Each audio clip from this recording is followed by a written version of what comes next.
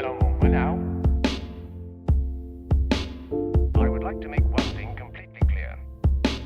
Rick, Raralao. Mind what you're doing.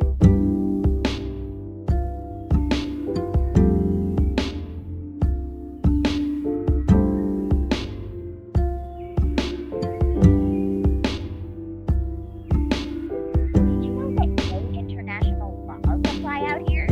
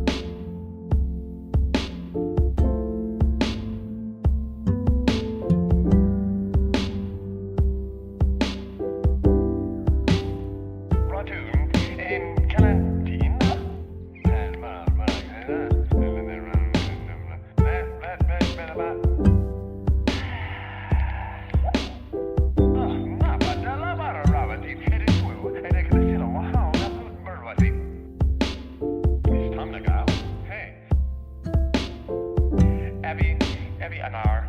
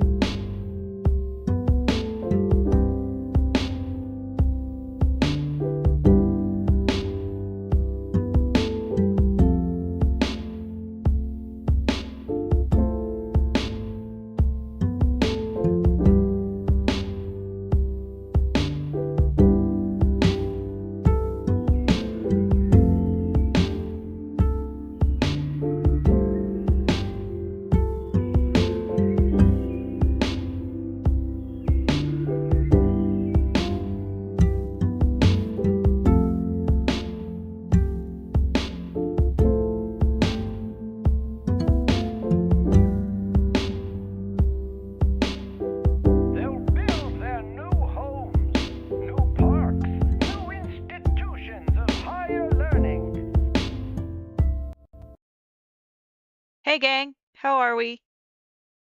Oh my goodness. Oh my goodness. I'm not a good streamer. So that's the first thing you need to know about me, is that I am not good at streaming.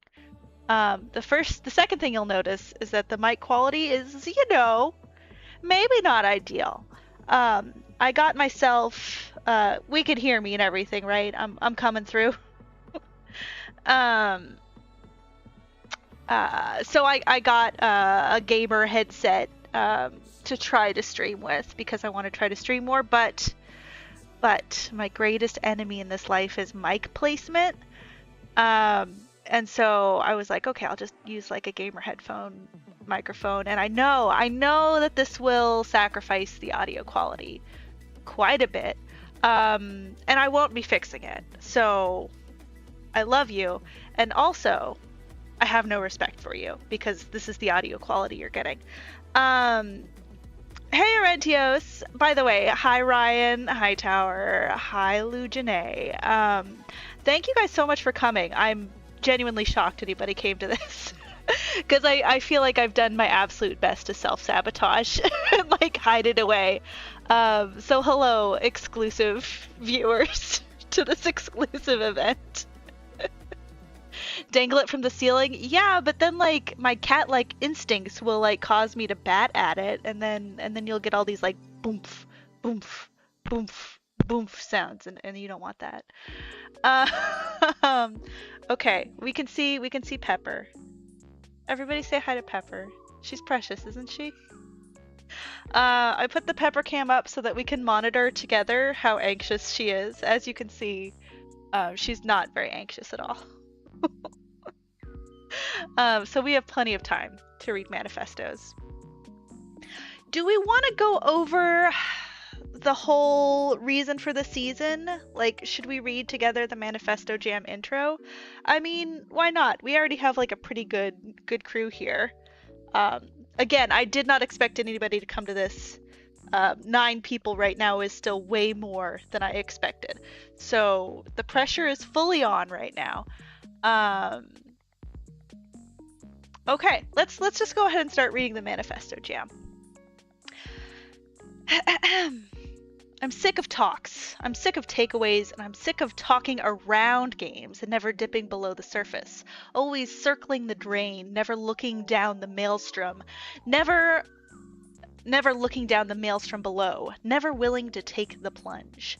In the microcosm of English language game making / writing, the discursive ecosystem has been overrun with grifters, clout chasers, compulsive social media posters, LinkedIn users, oh god, the LinkedIn users, and large language models spouting bullshit, saturating the atmosphere with hot air, leaving little breathing room for critique that aims, as M. Reed wrote in the manifesto for the first Manifesto Jam, to, quote, converse, complicate, and imagine alternatives.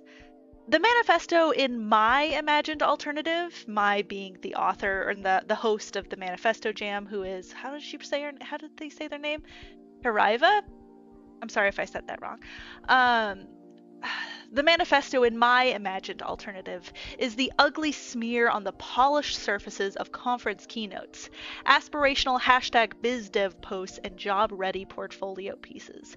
The manifesto is awkward, clunky, impractical, confronting, uncompromising, defiant, all qualifiers undesirable in an increasingly professionalized, corporatized game-making ecosystem.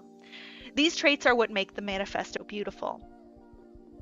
This is the third Manifesto Jam, therefore I don't feel like I need to justify the format of the jam for this particular endeavor, and you can read the previous manifestos for Manifesto Jams if you need some convincing for some reason. It's about the urgency of exclamation, having the potential to be as true as the lengthy extraction of the belabored thought. Extended time invites self-consciousness. A jam should be for daring to think of the diamond in the rough as having value in and of itself. The ugly duckling has a place in this world regardless of whether it becomes a swan. This is true for birds, it's true for game making, and it's true for writing. And I do need to take a quick pause right here because I did just get a text from my mother, and you guys know I shouldn't be ignoring my mother. You wouldn't ask me to ignore my mother, would you? Let's see, one moment here. Okay. Okay, that's handled. Okay.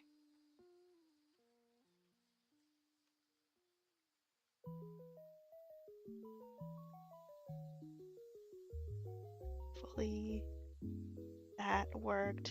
Love you loads. Okay.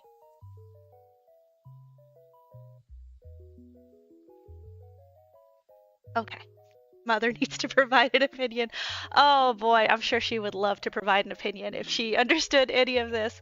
Can you all, can anybody here imagine their parents understanding what this is that we've read so far? Because I don't know if I can. I think it would be very hard to explain it to my parents. And my parents are pretty, they're not the most hip and with it, but they try. They make a real effort, you know? Okay, yeah, some other mothers, like the Night Mother, of course, from the Elder Scrolls series. Let's see. Knew a very dedicated and passionate audiophile ever since I've cultivated an absolute lack of any audio standards of all. Thank you, Abs. I appreciate that. Okay. Well, let's try to understand it, Ryan. Let's try together. This jam is an invitation and a provocation. Right, really right, about making, responding to, critiquing, interrogating the video game as an art form, the video game as an academic field, the video game as a commercial product, the video game as an object of frustration, the video game as an artifact of the reality we live in. Write about the video game in conversation with itself and with the world. The form, scale, and tone of your manifesto is yours to instill. What matters is that it comes out of you, the cathartic externalization of an interior will. Oh, what a phrase! The cathartic externalization of an interior will. That's tasty, am I right? Write your manifesto, release it, and take the plunge into this world. I'll see you there. Also, I think this is the theme of this particular manifesto jam. Send me your address so I can visit you and explain my passions, which is very fun. I like that a lot. So what I take from this is that basically working in games sucks. Oh, it's my mom again. Hold that thought, everybody. Let's see. Okay. Okay, here you are, Mom.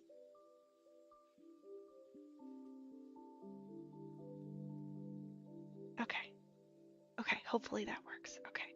So, what's happening? My mom texted me last night and she's like, I need to get into your email for my aura frame. Because for some reason I think she wants to back up all the family photos so that like I have access to them too, which is so thoughtful and nice. And she's like, but it has to be at 11 tomorrow when the lady that's helping me with this comes. Uh, so anyway, I'm just trying to be a good daughter and also do the stream that I said I would stream. Anyhow, you guys get it, right?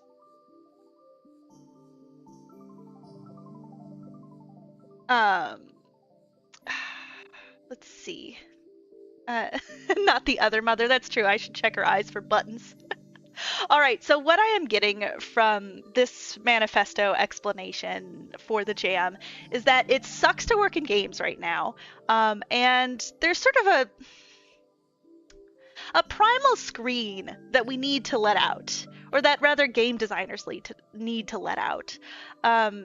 It's kind of like encouraging you to post your hottest takes, post your drafts, but post them in the form of like an object dart, if that makes sense.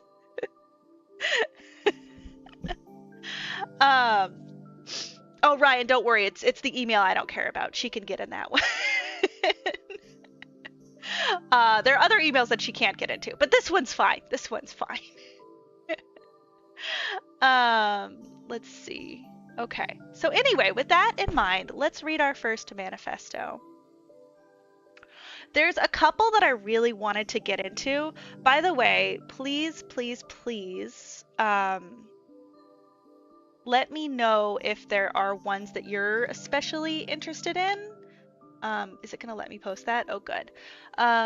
Let me know if there's ones that you're especially interested in and would like to talk about. I'm hoping that we can kind of talk about this together, and like I want to get everybody's reactions, so it's like kind of a group discussion type of thing as much as you guys want to participate. Yeah, it is meant for game developers, though I see at least one person. Obviously, there's like a lot of like, it kind of gets blurry between like people who think about video games critically and people who actually make the video games, which is a topic I've been thinking about a lot lately because I played the beginner's guide for the first time. And now I'm like, oh man, now I really want to write about the beginner's guide. But we're going to put that aside for a little while because I have other things I want to do first. There's too much game discourse. Let's make more game discourse. I think that's a really good way to put it, Ryan. But like, I think the game discourse feels a little bit polished. It feels a little bit like the mention of LinkedIn feels so on the money here. This like, oh God. Is anybody spending any time on LinkedIn? It's my least favorite place on the internet. I hate LinkedIn so much because it's like, I don't know, man. It's everybody's slurping on the hog of like the biggest capitalist in the room. If I can just be a little like vulgar for a moment. That's my impression of LinkedIn. And it's present in games too. When I talk to like students who are in game design, because I like to go to GDC every year because it's local to me, so it's super easy. But there's a lot of students who go to GDC, and a lot of them are kind of in their LinkedIn era because they're graduating and they need to get a job. And so they are kind of forced to like change the way that they think about writing about games and posting about games and like advertising themselves as a brand for the benefit of like somebody who might hire them, and whether that person is like a thoughtful person who works in games or whether that person is mostly just concerned about the bottom line. Well, it's mostly the latter between those two things. LinkedIn is bots all the way down. Oh, man, the beginner's guide. Okay, no, we can't think about the beginner's guide right now. So there's a couple that I've read already. No One Is Gonna Buy Your Game is really good. Happy to read it again if anybody's interested in it. The Future is Possible, also quite good if we want to reread it. And then maybe of the ones I've read so far, the one that I think is most interesting is, I think it's, oh boy, let me just search for it. The game where you let people starve. I think that one's really interesting because it's very specific in what it's talking about and like its ideas about games. But we can totally reread those, but I kind of want to start with one I haven't read before, if that's okay with you guys. And there's a couple of people whose work I'm familiar with, who I respect a lot. One is Droken, and let's start with Third Manifesto version 1 356C. Droken is a really interesting game designer. They have done this project called like 30 games in 30 days, where they tried to make a game every day in October, I think it was. And of course, they're these really like atomic little games. They're extremely short. What they ended up making, but I think it's just like such a fascinating project, and like listening and reading what Droken writes is always really interesting to me. So I am super interested in this one. Yeah, it's a writing jam. Actually, boy, we're never going to get anywhere because I'm going to keep getting distracted. This is why I can't stream. I have too much ADHD. I'm so easily distractible, and I'm really interested in what the chat has to say, and like I'm so easily distracted. Anyway, so tools you can use to make a manifesto. You could use a zine maker. There's one called Window Pane. Natalie Lawhead also has one, Electric Zine Maker, that they've made. That one's a lot of fun. You could use that one too. So a manifesto can be a zine, a flat game maker. I don't know what a flat game maker, Decker, Jupyter Engine, a mind mapping tool. You know, a manifesto can be 10 dads, which is a joke from way back when I started streaming that I don't think anybody here remembers. But a manifesto can be like literally any sort of text. And text, I'm using the word text in like the broadest sense. Oh, the Kill Gameplay Guide? Are they? Let's do some Googling. Hey, what browser is everybody using? I've been using Florp. It's okay. Kill Gameplay Rant. Oh, interesting. Interesting. Okay, I'll have to check that out, Sakura. What is that, Sakura? What is this Kill Gameplay thing about? Dude, Tower, you gotta, dude. You gotta make a manifesto. I gotta make a manifesto. We all should be making manifestos. Okay, let's get this thing. Let's get this thing on the road. Oh gosh, this is like playable. Oh boy. Okay, I'm gonna have to figure out how to do this in the stream. Downloads. What is a Droke 356C Mani file? Let's just open it in. I'm sorry, you guys can't see what I'm talking about right now. Let's just open it in Notepad. What? It seems to all be in Chinese.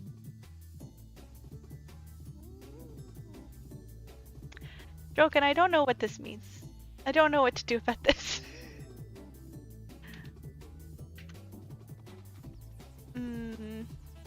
Gameplay can become fluff to the idea of communicated by gameplay.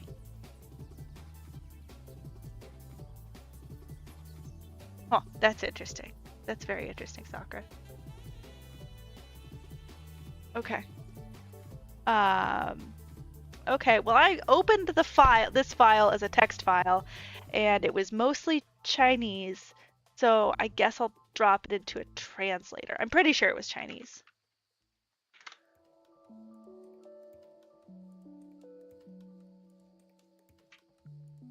Let's see if this is anything.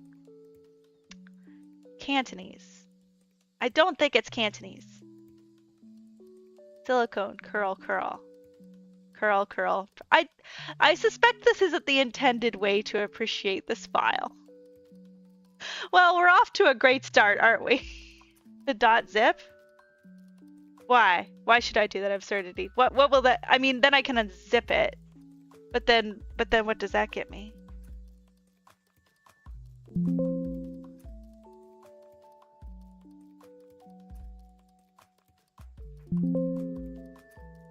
Okay. Okay, I tried it. It was not able to extract anything.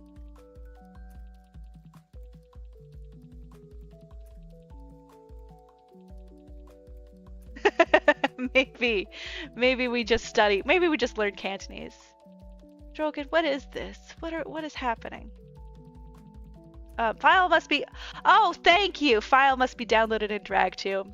Kids, always read the docs. Always read the docs, friends.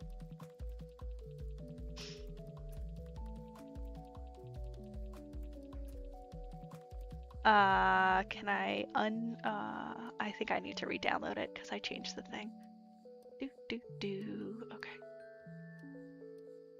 Okay. Okay.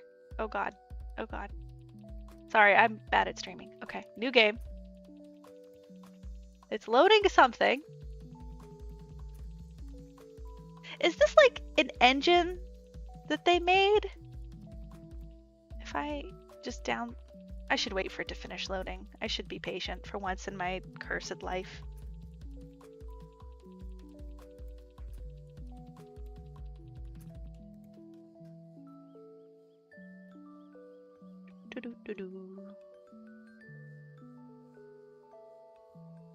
Oh, it's pretty. Drag and drop your pack from Drogon. Okay. This is extremely charming now.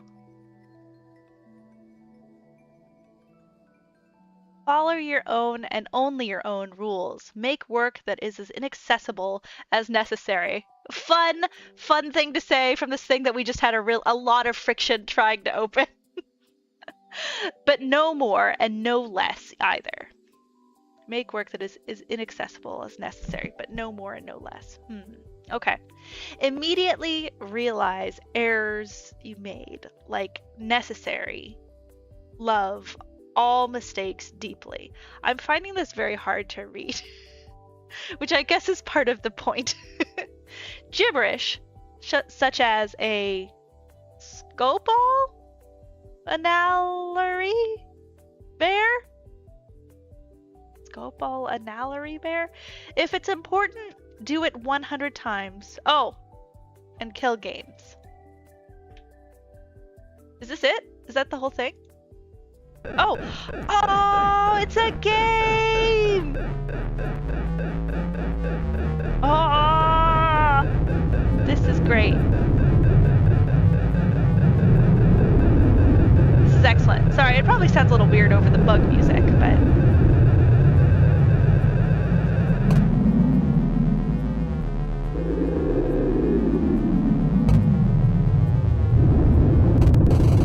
Ah!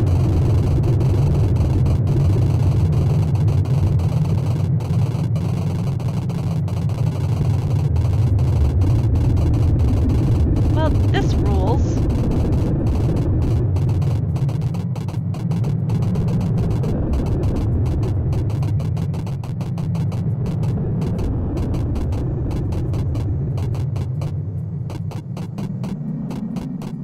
It's so dramatic. I love it.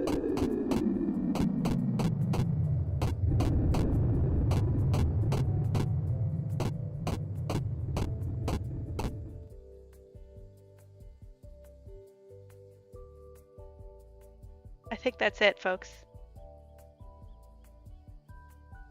Okay, that ruled. That was great. I love that. That was great. Anything else we can do here? No. Okay. That was great. 5 stars for that. What are your reactions? Manifesto Jam.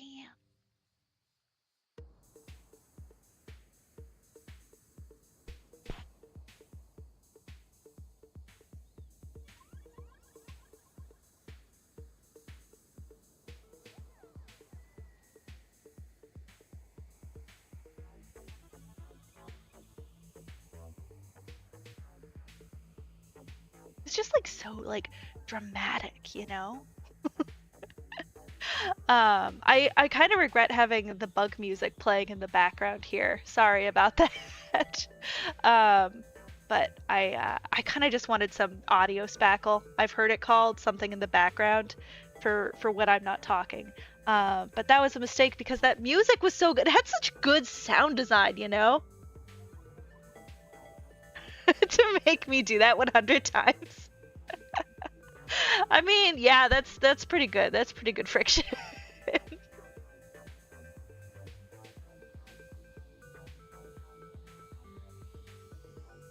That was great. That was a really great way to like communicate the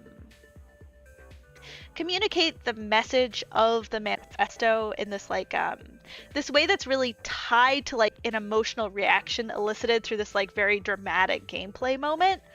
Um, and I feel like that's such a strong way to leverage gameplay as a communicative tool, you know? It was crunchy. They are definitely the developer of all time. Absolutely. Absolutely. Uncompromising in their ideas. And I mean that in the best possible way. Uncompromisingly weird, I guess I would call them. Um, which is a good thing. It's a good thing on this stream. I stumble on a haunted game cartridge. Absolutely. Absolutely it had some of that bend round energy, didn't it? I also love how hard it was to figure out how to open.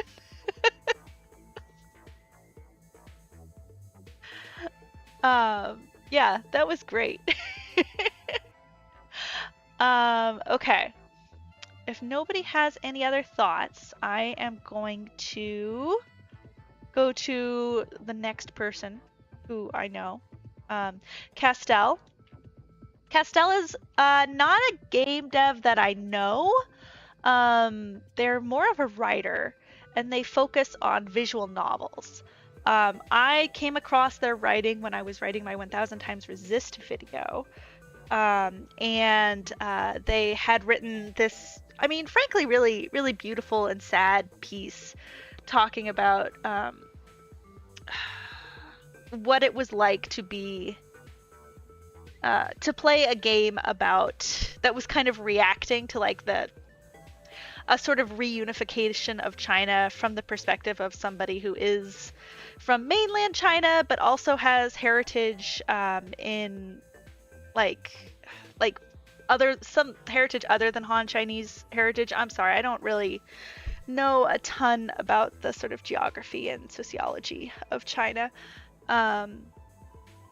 But yeah, they wrote a really great piece about 1000 times resist basically, and I got in touch with them and I asked them to read a quote from their article for the video. They were really nice. I'm sure I annoyed the pants off of them, as I often do with people, but they were very sweet about it. And really, really interesting thinker, I think. So I'm really excited to see what they have to say. Like you stumbled. Yeah, except instead of a cheesy ghost, it's the fury of creatives in a field that's fraught with fraud. It's a good description, Tower. All right, this seems to be another game. Press spacebar or enter. Okay, I learned my lesson. We're pausing the music this time. Obscurity is a curation problem. The romance of treasure hunting. So many people are enamored with the concept of a hidden gem. I know I am. They imagine that they imagined there are buried treasure waiting to be discovered. Buried, buried, buried. I have a really hard time with BU words. Mainstream media is too focused on what's heavily marketed, so they never focus on the good stuff. If only these works of art are excavated for the public to see. The thrill of finding a niche work that speaks to many people is why people view themselves as treasure hunters. Early in my writing career, I saw myself as one. I started blogging about untranslated media so I can see more people yap about visual novels. It can feel good, even cathartic, to introduce readers to new media that will resonate with them. I totally relate to that. But I now feel that was a hollow exercise. I wasn't writing about the profound experiences I had playing some RPG Maker game. I was a tourist agent marketing the experience of becoming an Indiana Jones of the micro indies. Whenever I read influential games media criticism and essays unironically describe their approach as travel writing, I cringe a bit. It's as if the point of writing thoughtfully about anything is to simply write the Lonely Planet's Guide to itch.io, Freem, or DL Site. I'm actually not familiar with Freem or DL Site. I guess I'm too mainstream. To the left is Ruina, Tales of the Forgotten City, one of the most important RPG Maker games. It's translated, by the way. But I'm sure everyone is so excited to see the original free game Mugen page for Ast Libra. It's coming up on your right. What's so exciting is that you too can find the next untranslated hit. Pick up a shovel and dig. I don't want to be an audiobook guide to the random dig sites scattered over the web. That is not only so SEO brained, but it also turns essayists like me into accidental tastemakers. I've received criticism from people who read me over the years that I should be more cognizant that I'm an influencer, a treasure hunter, a tastemaker. Even if I dislike being placed in the category, they argue that I must surely recognize that I am a major player in the perception of niche media. In their view, I am a de facto cultural gatekeeper by simply writing about the things I like. I should own it. I should embrace my authority. I disagree.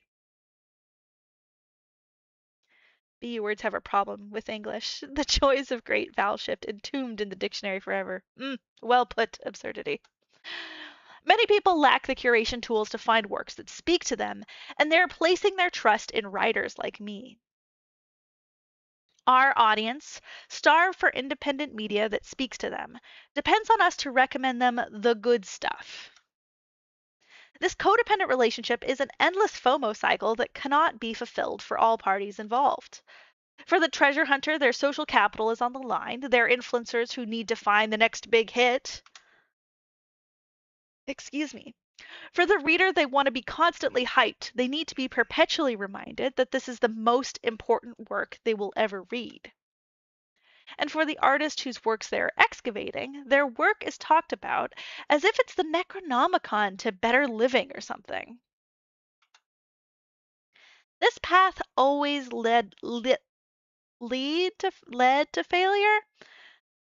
Yeah, always led to failure. The treasure hunter will burn out, the reader will be disappointed by their high expectations, and the artist will see their own work othered in bizarre ways.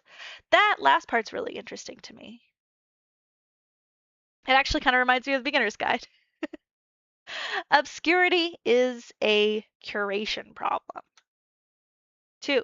Algorithmic discoverability. When Plastic Love by Takaichi Maria, first, sorry about my pronunciation, Maria, Takeuchi Maria. First came out on 1985. It sold less than 10,000 copies. But when YouTube decided to push hard for the song between 2017 and 2019, it made the song impossible to avoid, and it also revived city pop in the popular consciousness. The algorithm win changed the music landscape. I think the resurgence of city pop is a good thing, but it also reveals how discoverability is controlled by black boxes. One second. I gotta do another mom check. Okay. We're good.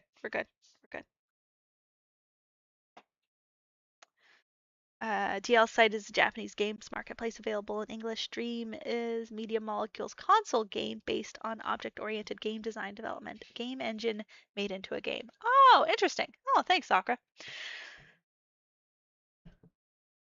This algorithm whim changed the music landscape. I think the resurgence of city pop is a good thing, but it also reveals how discoverability is controlled by black boxes. That is so true. Your favorite video essayists are only popular not because of the quality of their writing, but because the algorithm has decided that it's time to give them a chance. The current meta, as of this writing, is to change thumbnails and titles as if it will refresh the video's chances to appear and stay on the homepage. This is a really interesting point because it's something I always feel very ethically weird about if I have a different idea for a thumbnail after I release a video. No, that's the thumbnail I gave it. And it feels like I'm ruining the integrity of the video somehow if I change it, or I'm just working too hard for the views or something, and that's distasteful somehow. But I have done it. I did it for the Twilight Zone video. And I still feel weird about it, I'll be honest with you. It all reads like superstition. It does read like superstition. We do basically treat the algorithm like you would treat a god that you're worshiping and giving offerings to or sacrifices to. It's basically indistinguishable from my perspective. But how does that differ from SEO? Everyone is teaching each other and their dogs about the value of keywords and bloat.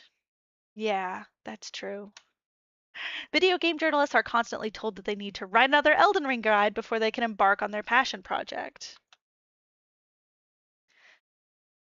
This ideology has also allowed website editors to shrug and simply write any article that goes against BDS or any ongoing boycotts because, quote, the audience wants it. This ideology has allowed website editors to shrug and simply write any article.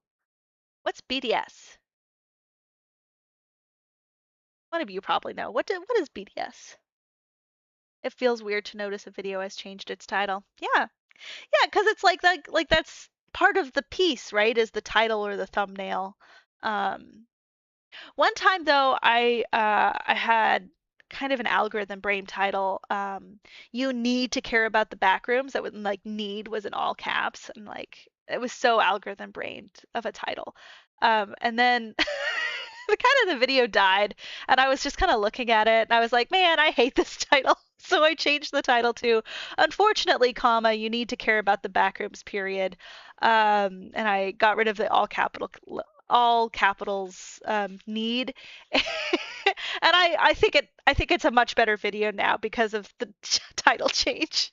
Like it just more accurately reflects how I feel about the topic.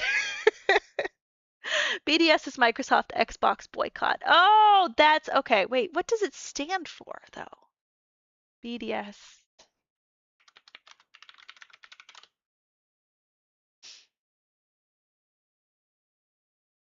Go away, AI overview. I'm annoyed that you're helpful. It's ugh. Okay, this is what's so fucking annoying about AI is like this is the answer I want. It's true, but I'm really annoyed that AI gave it to me. Okay, sorry everybody. I used some AI to look up an algorithm.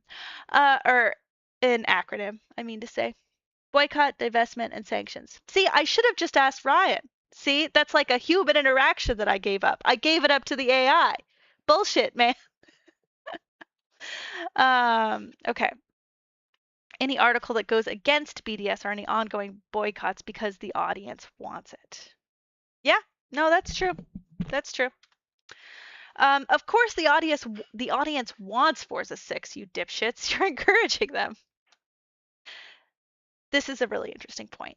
Well, there are many reasons why algorithms have made discoverability more convoluted. I think their propensity to remain a hidden curator of your addictions is the biggest one. Excuse me. Hmm. Yeah. No, that's true. That's true. You know what it kind of reminds me of? It kind of reminds me of my problem with the Democratic Party. Sorry to make this about politics so quickly. And like US politics too, because I know some folks here are not from the US, so sorry. Um, but like it's the one of the many problems with the US Democratic Party is that they're so basically algorithm brained, right? They're like, oh, well, what do the voters want? Let's do a bunch of polls and then figure out what they want, and then that'll be our platform. Oh, they voted for, an extreme authoritarian. Maybe we should be kind of extreme authoritarian. And what is that? What that's missing is like your responsibility as a politician to like have something that you actually believe in for yourself. Like your job isn't to get people to vote for you. Your job is to have a platform that people want to vote for, right? And it's kind of putting the cart before the horse, if that makes sense. The manifesto has become political. Okay, that's a fair joke, Tower. That's fair. Uh, um, oh, you use a browser extension to replace video titles with crowdsourced alternatives? That's really interesting. Wait, I'm curious what my videos are in this browser extension. More attention to US politics than my country's politics. Hey, you're getting a new prime minister, aren't you, Abs? That's a big deal. That's a big deal. I'm curious, and I'm interested and excited about the Green Party. It gives me hope, honestly. It gives me some hope to see the Green Party over in the UK gain some momentum. I don't know. I'm curious what you think. Um, but yeah, it's just like this total abdication of having any beliefs, right? When you lean on the algorithm, right? It's a total abdication. It's like a curation problem. What Castell is kind of getting at here, I think. It's like believe in something. Think something is interesting. Put something forward because you think it is interesting, not because the wisdom of the crowd thinks that it's interesting, especially when that quote wisdom of the crowd is a black box that like we don't truly understand the mechanisms within. Right? Because it's all based on statistics. Politicians in general are also from families with political careers, so they do kind of see their jobs as changing themselves to fit the polls. And that is so toxic, I think. I think it's depressing. It's depressing to me. It's depressing. Right? Because I want to vote for somebody who believes in something. I don't want to vote for somebody who wants my vote. I want to vote for somebody who believes in something. 1 in 6 former prime ministers is alive. Wow. That seems really high. Man, I wish we could change country leaders so easily. In your life when there were only 3 living prime ministers. See, that feels more normal. 3 living like country leaders feels more normal. Oh, I forgot to start the bug music again. We've been basting in gaps of silence. I like the bug music. Are you guys okay with the bug music? It's comforting to me. If you see yourself as making art or making a living. Yeah, I mean, that is the classic thing, right, Ryan? Like, that's the thing every artist has to confront. I don't know. My feelings are always constantly evolving on it, but I don't know. Like, why are you an artist then? Like, of all the things that you could choose to do to make a living, why this thing if not to like put something you believe into it? Like, okay, well, why are you alive? Are you living to work or working to live, I guess? On speaker so you can't really hear it. Okay, cool. You can't really hear the music? Oh, well, friends, we can fix that.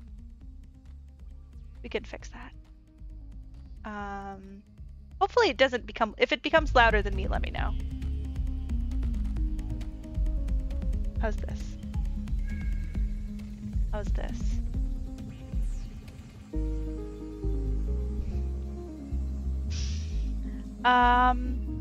Well, there are many reasons why algorithms have made discoverability more convoluted. I think their propensity to remain a hidden curator of your addictions is the biggest one.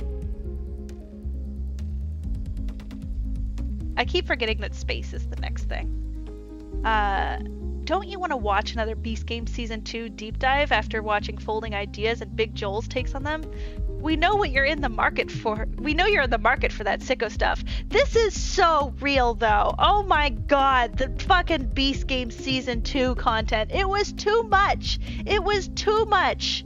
When you give Mr. Beast your attention, it's... Criticizing Beast is still giving Mr. Beast your attention. That's all I'm saying.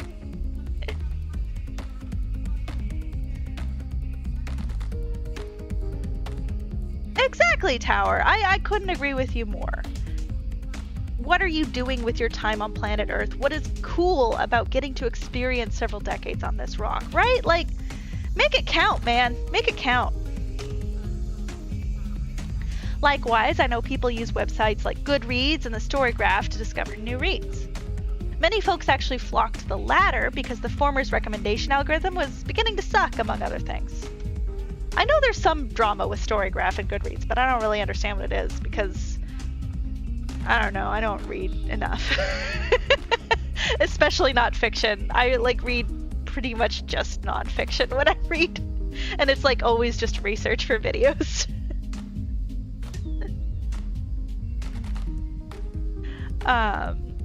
Oh, Storygraph and Goodreads. Oh, they're it's kind of like Letterboxd, but for books instead of movies.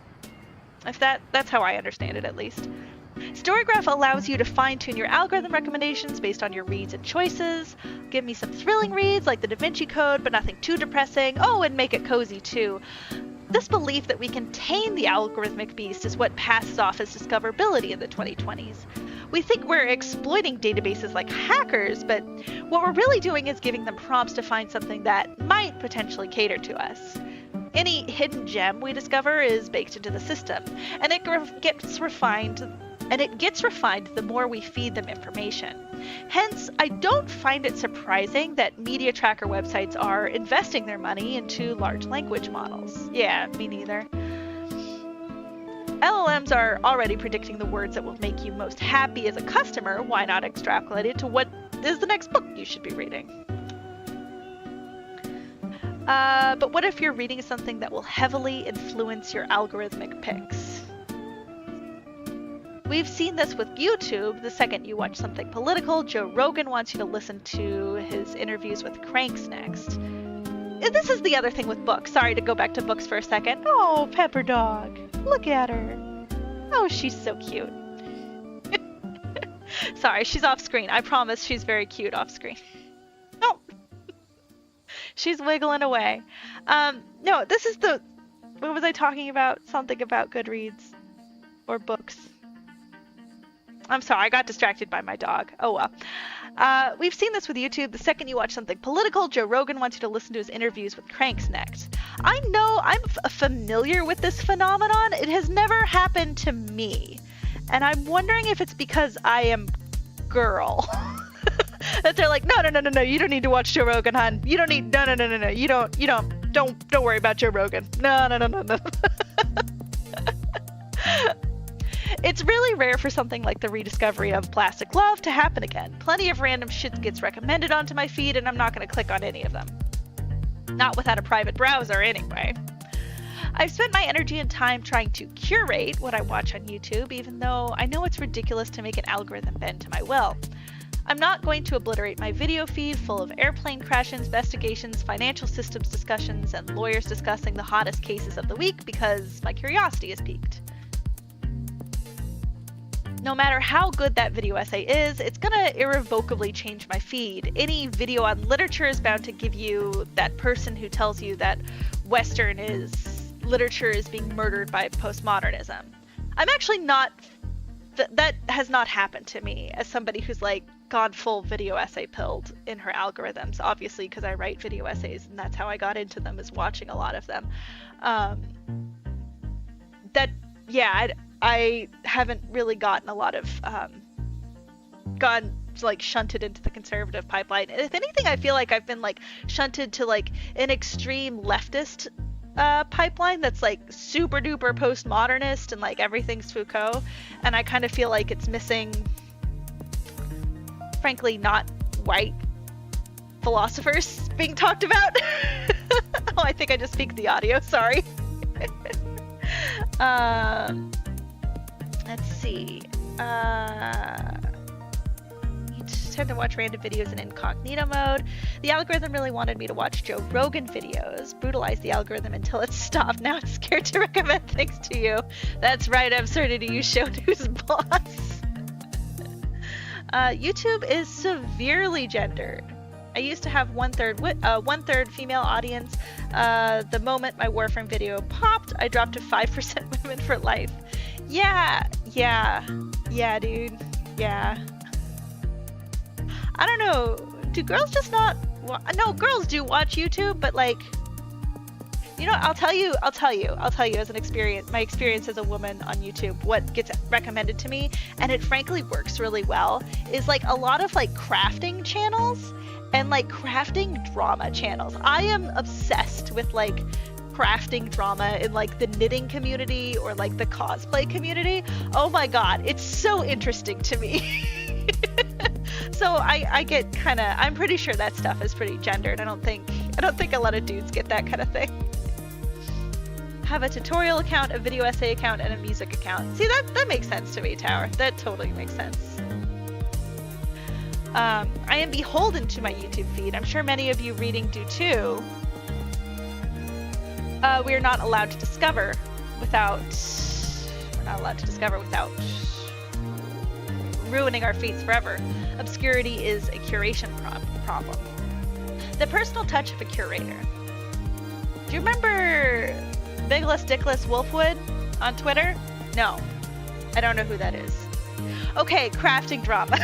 It's stuff like, oh, she said there was like this cosplay competition, and in the cosplay competition you have to make the costume yourself, but then it was revealed that somebody made the costume for her, or that like parts of it were made and it is in a gray area into how much help you can get on the costume, or stuff like that. That's like crafting drama. Or like, oh, this pattern was AI generated and they sold it, and then people were like, oh, why doesn't this pattern work? Oh, because it's AI generated. Or like, oh, they tried to like keep like a particular way to do a stitch like kind of a secret, or like behind a paywall, but they're like, oh, but like how to do stitches should be like open source basically. That's crafting drama. I think it's so interesting. I think it's absurd. Women love video games. Women love video games. I think they just don't like talking about loving video games because it's exhausting to try to talk about video games. when like the thing that you like about the video game isn't the thing that everybody else likes about the video game. It's just like, I don't know, it's just like very lonely. It's just like a lonely experience, I feel like. Anyway, I'm so sorry, I'm getting so distracted. They posted this incredible tweet about Amal Matar's and Max Gladstone's This Is How You Lose the Time War, like this on May 7, 2023.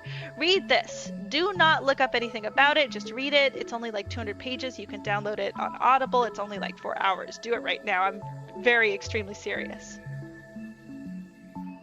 Tweet went viral. The book saw resurgence in sales and everybody talked about it. People wanted to know why it happened. Was this a book that critics and marketers were sleeping on? Did its themes resonate with people this hard? Serious market researchers were analyzing the post like it was Finnegan's Wake.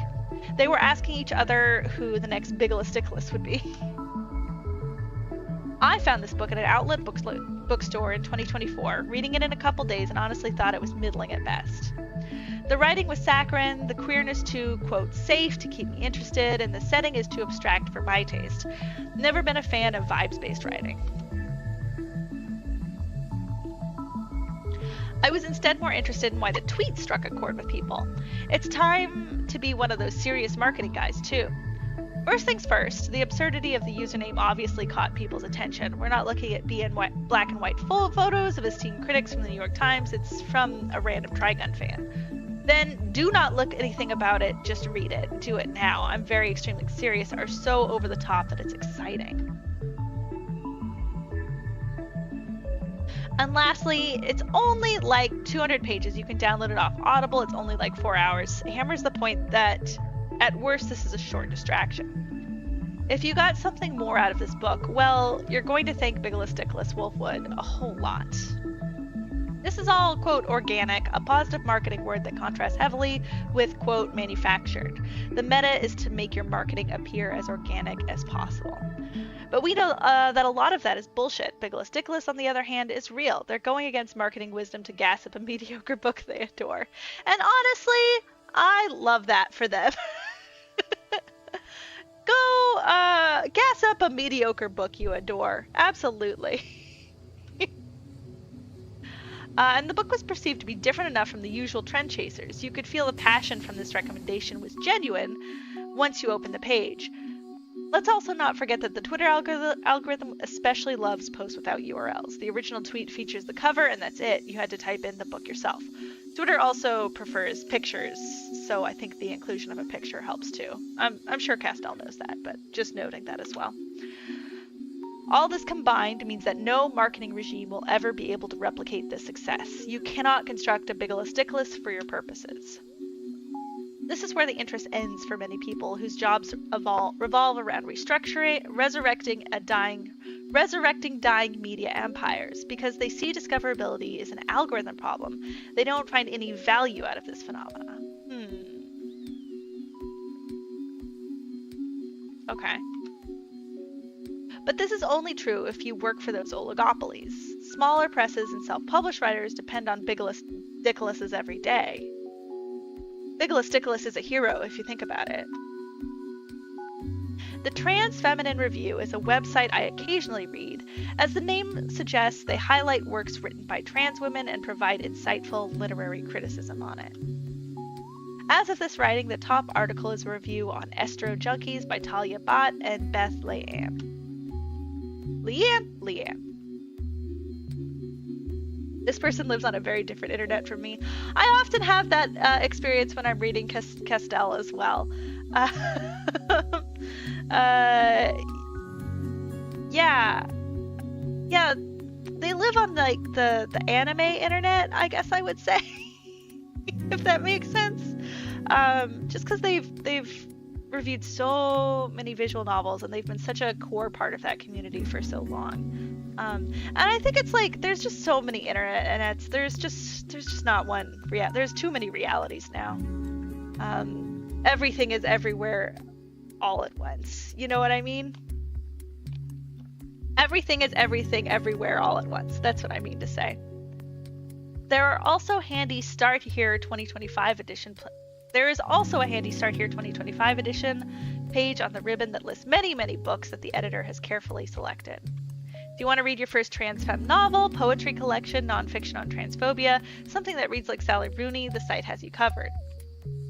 But as the page says, this is a springboard, not a ladder. The list is formed from reading experience of the editor. Not everything on the list is something that she even liked. It's merely a start to generate discussions and criticism. I enjoy reading the Reviews of Book magazine format. They allow for highly opinionated review essays on books that reflect and even interrogate the premises of the subject matter. I've added ancillary review of books to my reading repertoire. Not only do they introduce me to works I've never heard before, but they also give me insightful overviews on why this book resonates or not with the writer. While writing this essay, I took the opportunity to read Asexual Portals and Dank Feelings, a review of Debbie Urbanski's Portal Mania by Ella Presiblio? I don't know how to say that. We mourn the monoculture. I don't know if I do mourn the monoculture. I don't know how I feel about the monoculture. I'm not sure it was all it was cracked up to be. Definitely downsides to fragmented culture. Not saying that things are better now. I just don't think were all that they were cracked up to be before either. And basically you can apply that statement to every aspect of modern life, if you're curious how I feel about anything. The reviewer is an academic who has written books about asexuality. This colors how they read Portal Mania. Can the characters of the short story collection bypass basic pride narratives and still dream new asexual worlds? This sounds sick, especially since the reviewer is able to show their critical engagement with the work. Can't wait to get this book after I'm done with my Toxic Yuri game. I believe that reviewers for these spaces aren't aspiring to be the next tastemaker. They're interested in creating a space where people can talk about the stuff they like and dislike. The Trans Femme Review and Ancillary Review are cultural hubs that allow for in-depth discussion. I feel like this song is a little bit louder. I'm going to turn the music down a little bit. It's kind of hard for me to focus. Also, one second. Okay. This is a long manifesto by Manifesto standards. Oh, I just realized Pepper is partially covering the text. Oh well, sorry about that. GTA 6 monoculture for a while later this year. Temporarily fun if we guard ourselves against getting annoyed. I don't know if we will. I don't know. I mean, it's definitely going to underperform in sales. This is my bet. Definitely people will play it, for sure. But, like, I don't know if it's going to be, like, the only thing people are talking about. Excuse me. Cultural hubs that allow for in-depth discussions between people who share the same brain cell. This is why I see curation as a way to carve out space, much like a Discord server, for your friends and peers to yap about stuff. It's like that Socrates. Is there a Socrates in the chat? It's like that Socrates and the Philosophers meme, but with trans femme fiction, I guess. Curation creates conversations, and those conversations are the most important part. And without this exercise, we're left alone with our thoughts, as if we're living in a post-APOC world. Apocalyptic? Obscurity is a curation problem. Oh my god, obscurity is a gatekeeper. Okay, okay. I think this is probably going to be the last section I read. Hopefully it's the last section they've written. 80 million people will play and it'll still be a financial flop for 3 months. God, I hate that you're right. I know that people feel disempowered. They don't believe they have the shovel to find the good stuff and the writing skills to talk about it if they do. The writing skills to talk about it if they do. I have not thought about that before, but that actually feels really well observed. You know, it's just so hard to know. Like, I'll play a game that like has a big impact on me, or that makes me go like, whoa, and then I'll sit down to write about it and I'll be like, what the fuck do I write? Right? And like, I'm able to put something out. Like, I'm able to like say something, at least put a short out or something. But like, I feel like I'm probably in the minority, right? Like, and I'm always really unsatisfied with what I write and what I can articulate. The thing I always say about writing is that writing is thinking. And this is why LLMs are stupid, because if you ask an LLM to write something for you, you are giving up an opportunity to think. And if you're not thinking, what is the point of being alive, in my opinion? But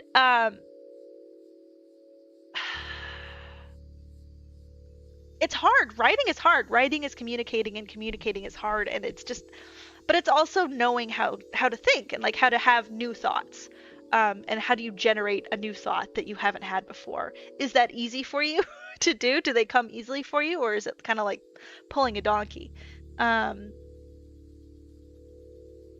Afraid of making analysis videos that are just Let's Plays.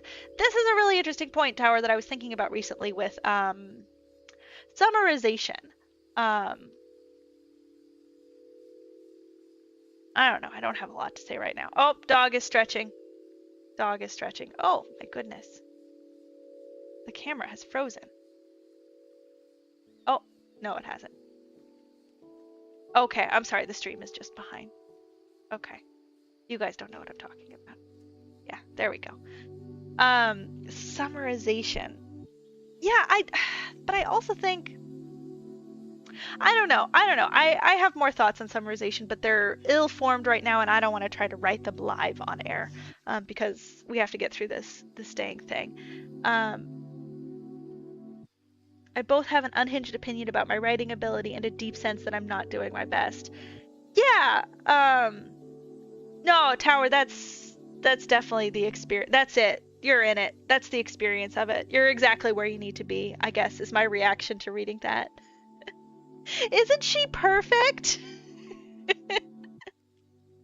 How important is summarizing a text? What does summarizing a video game actually look like? Right, and like, can it be an art form, right? I mean, because oftentimes I think a lot of really popular videos are just summarizing. I think one of the most popular videos, like a seminal, not video essay, but like retrospective games, like retrospective videos are just summaries often, you know, with some context around historically, why does this game exist, blah blah blah, maybe some thoughts on how it plays, but like oftentimes, like Mystery of the Droods, classic example of one of these, but it's mostly just summarizing, but it's summarizing it in an entertaining way, and that's valid content. That's ekphasis, you know, ekphrases. Sakura knows Greek better than me. Writing to LLMs is kind of fun because you can give the worst takes and they won't judge you and never get bored of the topic. Oh, I don't know about that. Let's see. They prefer letting the algorithm. Okay, let's get back to this. People prefer letting the algorithm and influencers dictate their taste. And when they're unsatisfied, they lash out at these tools. This is a feature, not a bug. Only the works with the biggest marketing budget and the people with the furthest reach can win the race. Everyone knows that there's something good hidden in HIO, DL site, what have you. We just need to dive into it. But I believe this reinforces the scaffolding of today's discoverability crisis, that we need others to find our work for us. We bemoan and lament that we're only going to a few websites. Everything cultural is going to the platforms, and that's true. But this is also a kind of learned helplessness, that we don't trust ourselves to find the right, meaningful work by ourselves.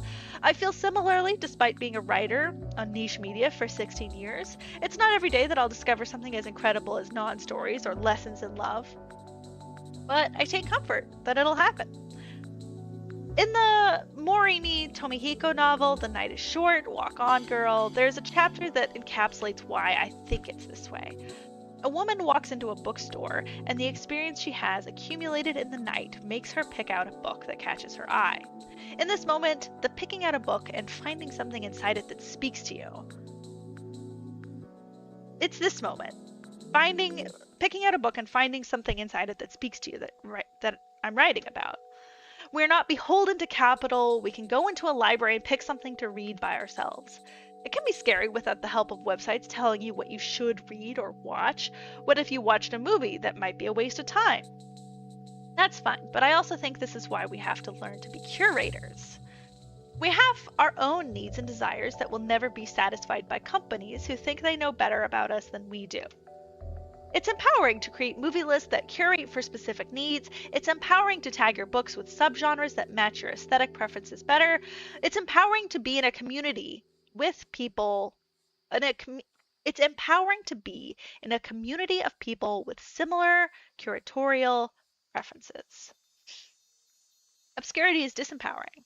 It gaslights people into believing there are words of gods on the internet, let it be influencers or sycophant machines. It tells them they can't make choices. It forces people into adopting aesthetic frameworks they would otherwise abhor.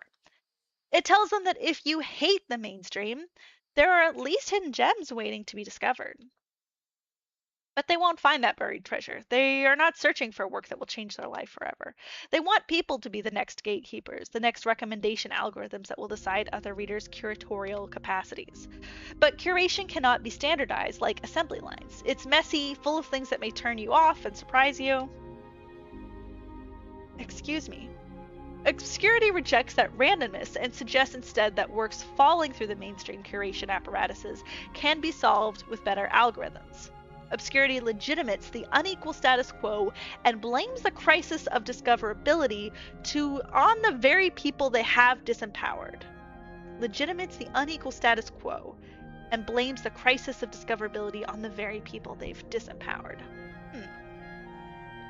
It points to the charts and says that you wanted another deck builder roguelike. Obscurity wants to make you believe that you're alone in thinking things could be better. It wants you to be angry at curators for not curating enough. But if anyone could be a curator, then that perpetuates a self-loathing ideology that aspires for the removal of people's agency to think for themselves. Obscurity is a curation problem. Yay, the end! Call Darkfry. Yeah, I guess we need Darkfry. Summarization, you'd argue, is sort of default of how we express interest to others in an attempt to rekindle the dialogues we would have about video games as kids. Yeah. YouTube isn't a dialogue, so it becomes infinite explanation and recommendations more than discovering together. Yeah, I think that's true. I think it's kind of, it almost to me feels like an outlet for like, I'm so excited about X. Let me go on YouTube and see if somebody has made something about X, about Slay the Princess, about Warframe, about, I don't know, 1000 Times Resist, about Kentucky Route Zero, about any of these games. I'm excited about it. Let me see if I can find somebody else who's excited, and then they can explain to me why they're excited. And the reason they're excited is really just the text itself. So, of course, summarization is part of that. And the one thing about YouTube is it's really amorphous, whether it's art or not. Because there are people who treat it like art. there are some amazing artists working on YouTube primarily. But there are also a lot of people who treat it like product. And then there are a lot of people who treat it like almost like a journal, right? Like, so there's a lot of different ways that you, as somebody who is putting something on YouTube, can regard what you are putting on YouTube, and like see it. So why the hell did I say any of that? Oh, I guess I was trying to relate to, like, when I make a YouTube video, even though I am really just making a critique of another piece of art, I kind of treat it as like this is a piece of art on its own. It's like it's an essay. It's like a thing that is going to be consumed as a piece of entertainment. And so I try to create something that is aesthetically interesting in some way, whether it's in the writing or something visual or blah blah blah blah. Right? And I think that craft is really igniting to a lot of YouTubers, and it really ignites our passions. And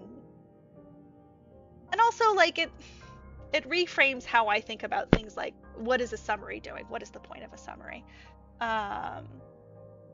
Anyway, what is their point? I think that their point, I think they're just sort of pointing to a frustration that they have with, honestly, we haven't come up with a solution for how to find, well, no, let me try this again. I think that their point is a frustration with algorithms. That's absolutely clear in the work. And also pointing out that this thing that is commonly put forward as like the solution to being algorithm, like getting all the stuff that you consume being fed to you by an algorithm, is like, oh, like find somebody whose curation that you really trust. They're arguing that that too is not a solution, because why are they saying that? Because basically it's sort of you are deferring the responsibility of your taste and the things that are interesting to someone else. And I think what they're arguing for in lieu of that is, one, communities where we all talk about things that we liked and are able to write about it. Oh, hey, Muffin, what's up? Hey, welcome in. So communities where we are talking together, and it's less like, hi, I'm a video essayist, and here's why I like this video, or here's why I like this game, or here's why I like this movie. It's more like, hey, we're all in a Discord, and I played Zero Parades, and you played Zero Parades, and we're talking about Zero Parades. And then we're saying like, oh, Zero Parades really reminded me of Esoteric Ebb in this way. Oh, maybe I should go play Esoteric Ebb. Like, that is also a discovery pattern that is disappearing, and I think they're sort of talking about their frustration with that, as well as like, hey, you go yourself, Ryan. You go to itch.io yourself and find some weird game, and like, don't be afraid to play something that you won't like. And I think, yeah, that's how I interpreted their points. I don't know how good a job I did of summarizing that, but yeah. We have made it through exactly 2 manifestos so far. And how long have we been at this? We've been at this for almost an hour and a half. I'm so slow, guys. I'm so slow. But the discussion's really good. So the problem is one-way communication. I don't know. That's kind of an interesting way to put it. Yeah. I think the problem is, yeah, being told what you will like is worse than you going out and finding out for yourself what you will like. Yeah. Because finding that person is dependent on algorithms, and self-pursuit is mainly about sorting through many things that don't inspire. Getting straight to what inspires isn't the work.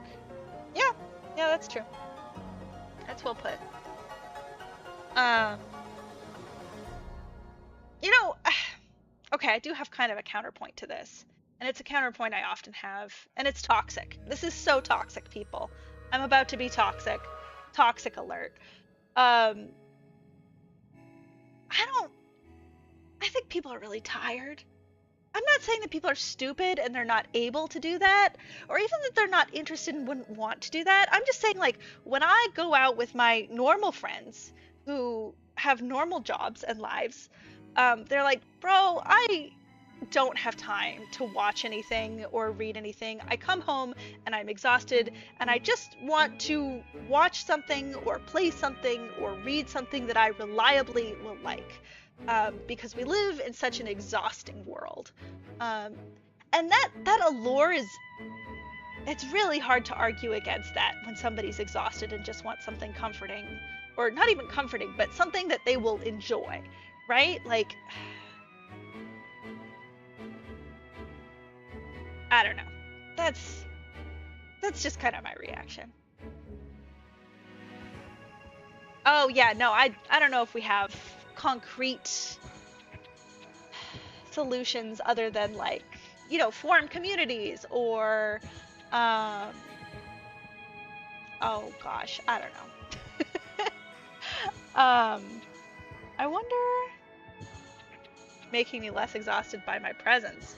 Well, just you wait. Just give it another hour and you see if you're saying the same thing. I'm an exhausting person to be around.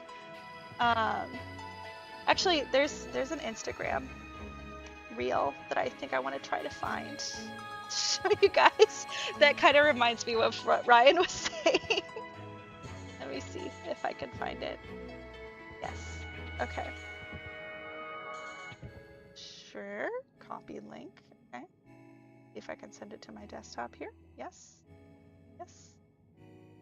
Uh-huh. Uh-huh.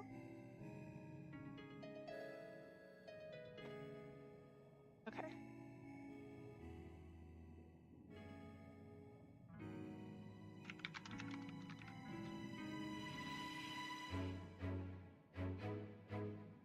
Okay.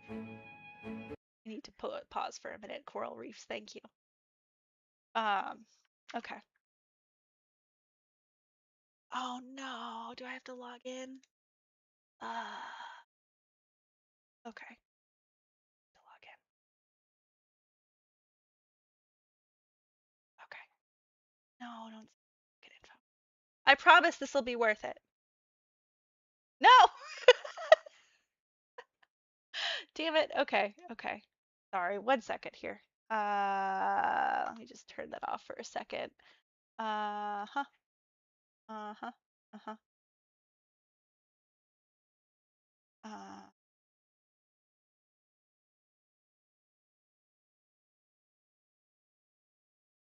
oh God. I'm so bad at streaming, guys.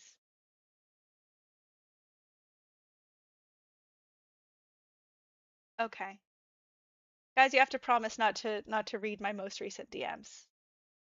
You have to promise. Okay? Okay. Um Okay, they have. But blockchain? Maybe the blockchain. We must smash the stranglehold of the corporate duopoly with indigenous knowledge, I think, and more mutual aid. Have a more mutual aid. And so, in the face of impending climate doom, wealth inequality, the rising tide of reactionary fascism, and unregulated tech reprogramming the very nature of what it means to be human, how are we to fight back? Well, we can return to community. Mutual aid, that's a thing. The collective, let's do that somehow. We can start like reading groups, play Scrabble with our neighbors. We can start new social media companies. Has anyone tried that? Oh, okay, they have. But blockchain? Maybe the blockchain. We must smash the stranglehold of the corporate duopoly with indigenous knowledge, I think, and more mutual aid. Have a more mutual aid. And so, in the anyway. face of impending climate. So anyway, I do kind of feel like it has the leftist manifesto problem of how oh boy, how are we gonna fix all this? You know what I mean? Anyway, see here. Gotta come up with another manifesto to read. Um, isn't it so true though? Bring back third spaces. Please, we gotta bring back third spaces. That idea from that guy who just was really, I don't know, man. Okay. I there's there's an urbanist with a YouTube video, so this is all filtered through their perspective. But it was an argument against third spaces, and they were saying that man, the guy who was writing about third spaces was mostly talking about like lamenting the loss of like men's clubs, and still felt that women should sort of remain in the domestic sphere, and women don't really need third spaces. And it really just kind of seemed like he was a guy whose best friend got married and kind of turned into a wife guy, and he really missed his best friend. I'm just saying that's kind of how it felt like to me learning about the guy who invented the concept of third spaces, and lamented their loss. Anyway, that video actually does propose an alternative to third spaces, which is like right to the city, which is sort of a reframing, saying like it is our job as individuals to claim our city back and like go to city planning meetings, basically, was his point. Problem with deconstruction as a style is that I still go into work on Monday and I like the milkshake from the food store when I'm tired. Yes, exactly, exactly. You deconstruct everything and you're not really building anything. Um, Women don't have second spaces. So friggin' real. Okay, I need to go grab some water, so I'm going to introduce you guys to the BRB screen. Please enjoy it.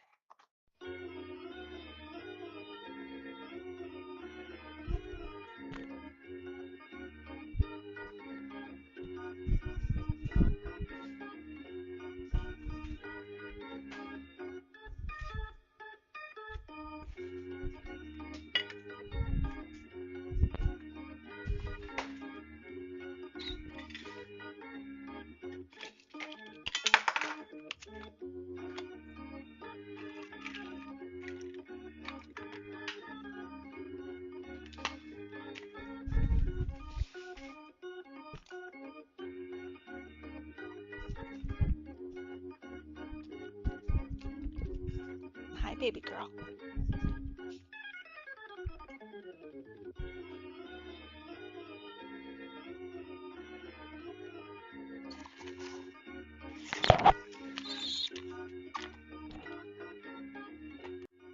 I'm back.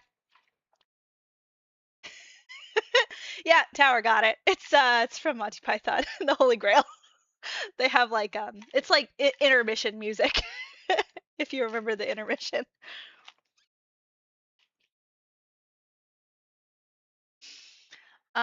Okay.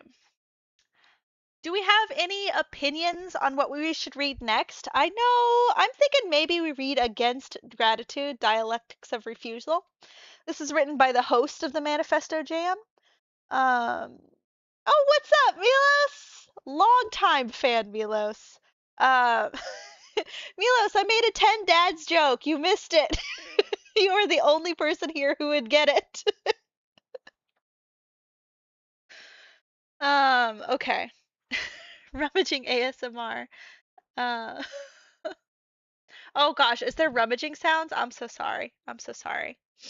I think it's just me putting like fidgeting with my water bottle. There's ice in there. Okay. Yeah. Manifesto for biting the hand. It's just so compelling to me. No, Pepper Dog. Okay. Let's read Against Gratitude. A manifesto for biting the hand. Excuse me. Excuse me again. There is a quiet expectation that permeates all strata of game making. The unspoken rule of respectability. You should be thankful to be where you are. You should be thankful that you get to be making what you're making. And worse yet, for the unfortunate among us, you should be thankful that you get to make a living off of doing something you enjoy. It's patronizing and insulting. Have we gone so septic, Americanized to the point we are sat at a table we have no memory of joining, partaking in an endless Thanksgiving ritual of acquiescence, being thankful as a fig leaf for settler colonial malaise? Oh my God, the writing already. Oh my God. So good. Or has the invisible hand punched us into submission so thoroughly that we're just content to grin and bear the humiliation? Thankful for scraps of empty calories, making excuses for why things cannot get better or how things used to be better, or both falsehoods at the same time, admitting defeat before putting gloves on. I refuse this indignation. We must imagine the act of biting the many hands that feed us. But first, we must learn to bark. Good start. Really strong start. Against gratitude for audiences. The For You page. You may also like this. The algorithm is a black hole with you in its center, reinforcing the idea that everything in the world is made for you. Excuse me. For you to feel entitled to own. You devour and regurgitate from the same hole, choking on pre-processed art, thought terminating rule made just for you.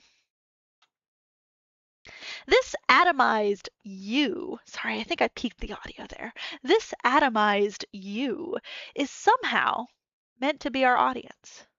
Too many stupid decisions are being made out of deference for, quote, the audience, an entirely imagined entity that may or may not exist while a game is being made. If the audience is so important that it's affecting the way that we work, if our practice revolves in any way, excuse me, let me take that one more time. If our practice revolves in any kind of way around placating and catering to the audience, then what they are is customers, or worse, shareholders. It's disgusting. One does not have to relate to connect. A game finds its audience not because it tries to attract one, but in spite of it. As long as it exists out in the world, a game for nobody will always eventually find an audience. The audience does not exist until the game is released. Against gratitude for funding.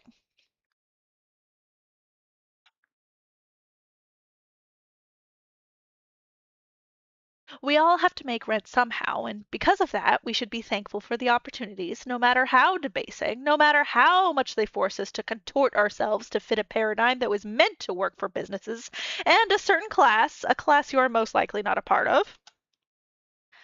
Institutions, whether government or publishers, love to dangle money in front of us artists to shape them into perfect little entrepreneurs. They love to ask you who the audience for your game is. They love to talk about how much they value innovation. But each new disruptive idea they greenlight is just another brick in the edifice, upholding an ever narrowing vision of what gets to be made. There is, after all, only so much money to go around. We are apparently all against gatekeeping, but if someone with capital holds money or opportunities or resources hostage, and it makes you play a little game of meritocracy to have access to it, they're considered a benefactor. Why should we be grateful for what is essentially a weighted lottery system? Why should we believe it when they tell us theirs is the only way to make games? It's a great question. Why should you believe it? A commercial success story is the worst thing that can happen to a scene. Mm, mm, mm. Yeah, no, that hits. Thinking about the indie horror scene when I read that immediately. Multiple success stories are a death sentence wrapped in toxic positivity. Institutions love success stories. They extract as much capital, cultural or otherwise, from them as they can, parade them around as examples to follow, flattening all possibilities into a single normative pipeline that sublimates milquetoast neoliberal dreams. Every time a game is commercially successful, that it is made locally or made by a small team or some other flavor deemed unusual by boring standards, you're expected to uncritically celebrate it, as if the fact that a product sold copies has anything to do with you or your practice or your life. You must be grateful for the success because this is a win for your region. It's a win for small indies. It's a win for you somehow. You're meant to believe that commercial success somehow trickles down, and any insinuation of the contrary may forever turn the taps off. And we all know how we feel about trickle down in this chat, right? Boo. Boo. Trickle down. Boo. I think I need a boo sound effect. To reinforce my own point.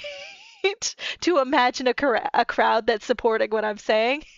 Oh, the power.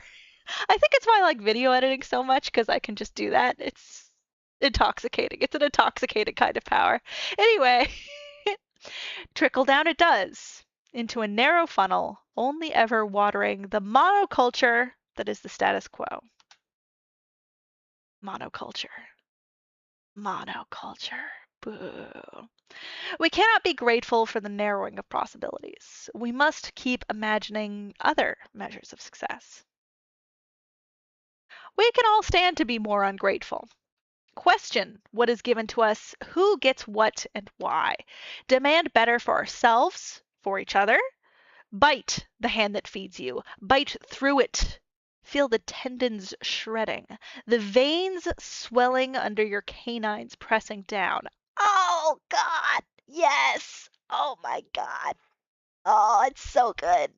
Oh, it's so visceral, the writing. I love it so much, dude. I'm not letting go. I got that dog in me. Demand the impossible and see. Something good could happen. Made for Manifesto Jam 2026. Thank you to all my friends and peers for making games for free and fun. This one was really good. This was so good, dude. Katie and soundboard. I'll have you know, a soundboard used to be an essential part of my brand. Milos remembers.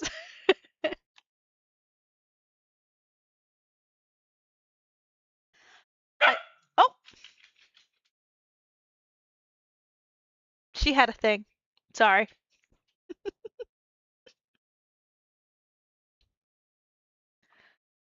Oh, the music. Let's get the music back. I love that one. I think that was so good. What does biting the hand mean here? Like practically, what does it mean? This is a good question. I mean, it seems kind of self-destructive no matter how you slice it, right?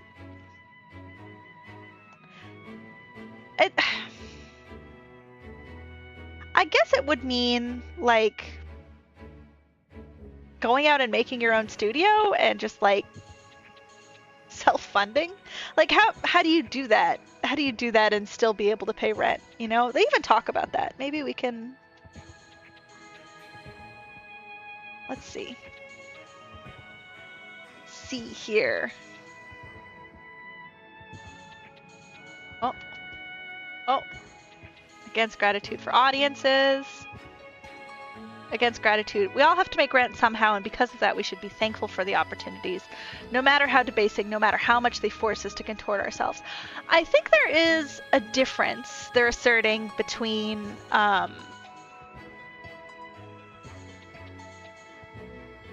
taking the paycheck and saying thank you. Too much of an engineer for all this.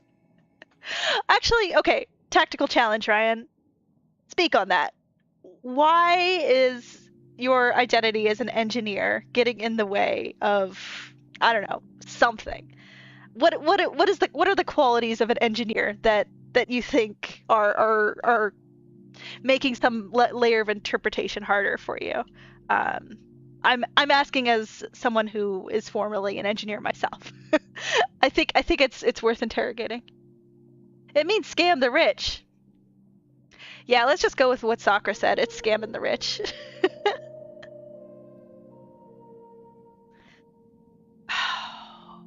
Yes, absurdity. You know what it reminds me of?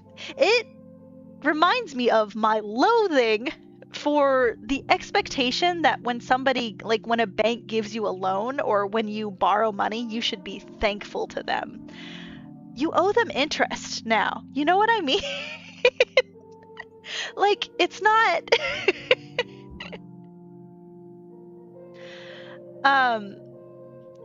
It's an exchange, man. You're doing a trade. There's nothing to be grateful for. Oh, hello, Pepper. Hello, little doggy.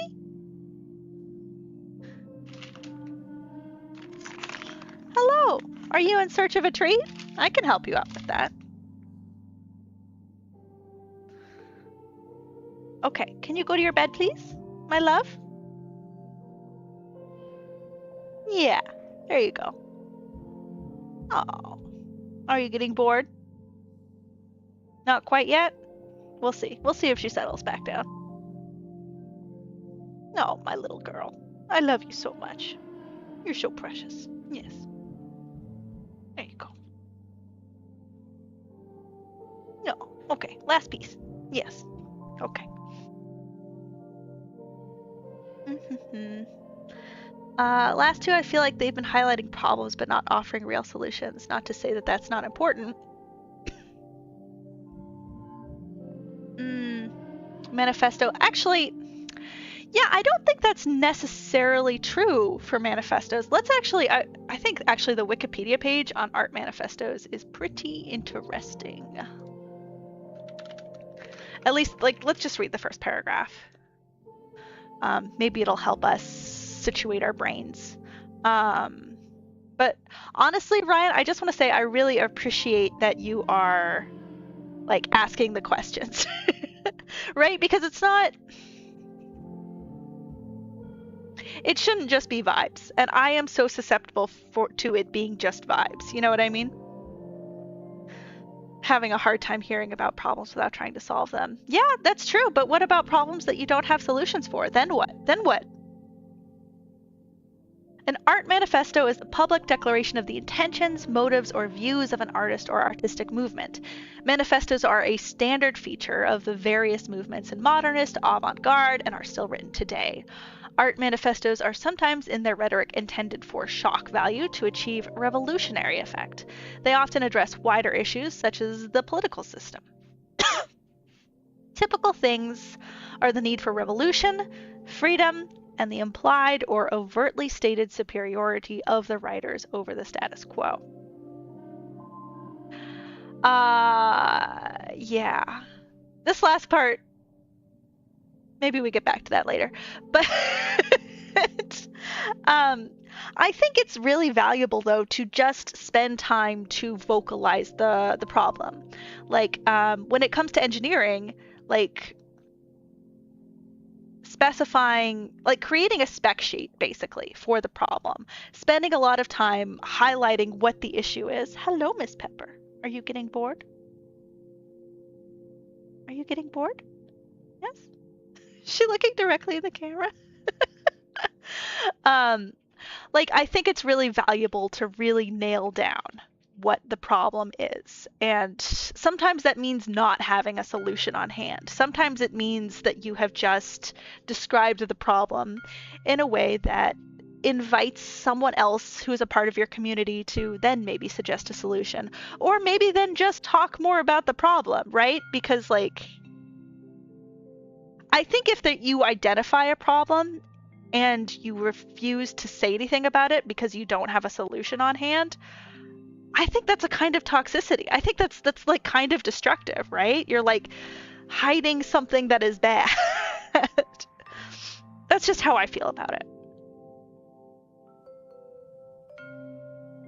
Something about the manifesto as a form is that the purpose is inspirational. They can be practical instructions to inspire people to make a solution. Yeah, I think that's well said, Sakura.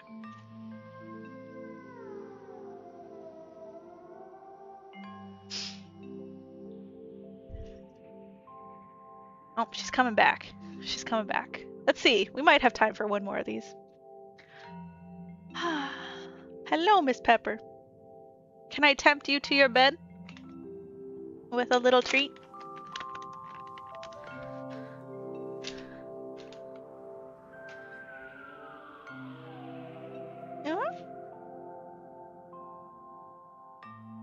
Yes. That's so precious.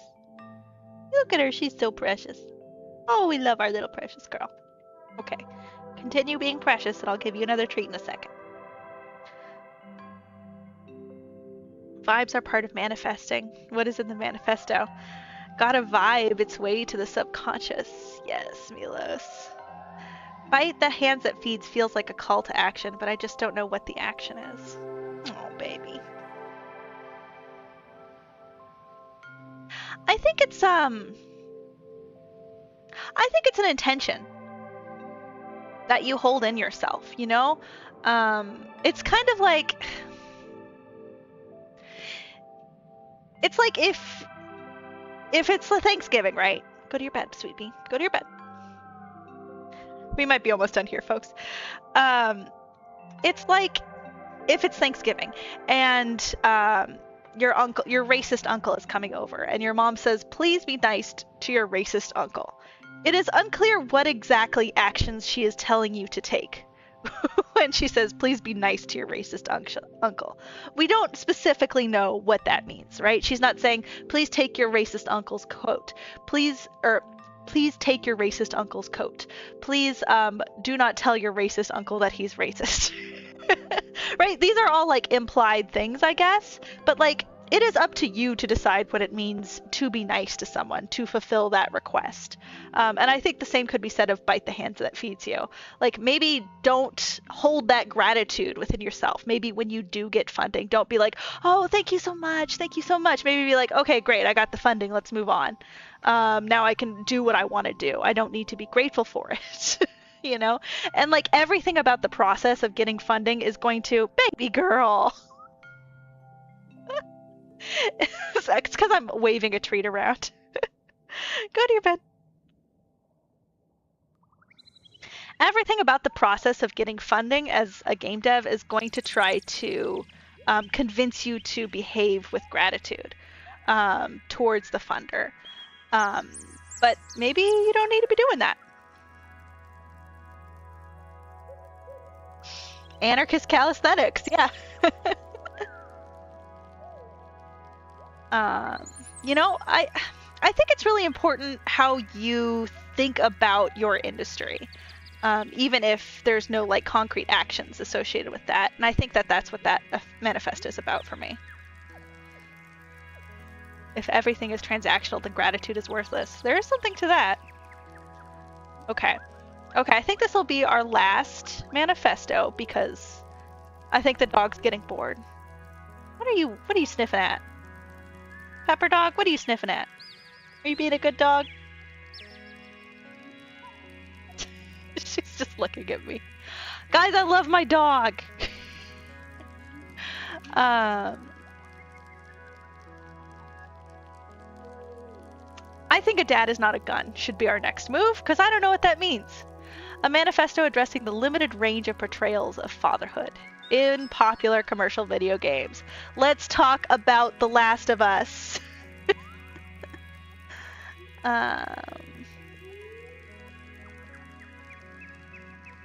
It is a Sam Afterthoughts video. Yeah. Let's link the the Afterthoughts video.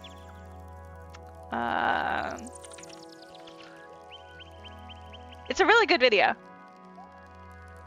Afterthoughts. Where is she? There she is.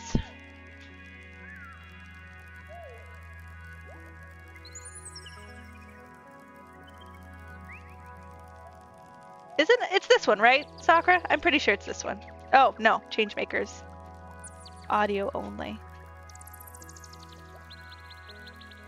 Well, this one is good. I'm gonna link this one. Pepper Dog, are you being a trial? Are you being difficult?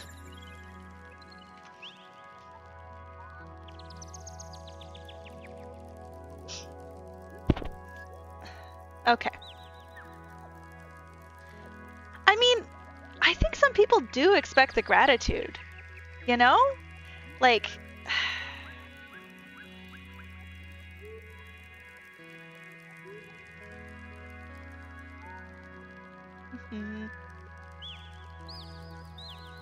let's see. The one I posted is not a members only video, and it has a lot of the same themes, I would say. Though I guess I don't know because I have not seen the members only video because I am not a member. I'm sorry, Sam. Okay, digital PDF. Yes, here we are. A dad is not a gun. A Dad is Not a Gun, a manifesto addressing the limited range of portrayals of fatherhood in popular commercial video games. By Mike Horowitz for Manifesto Jam 2026. Yo, she's lying down again, guys. Yo, let's go. Let's fucking go. Yes, good girl. Oh, shit. Okay, there we go. Enough.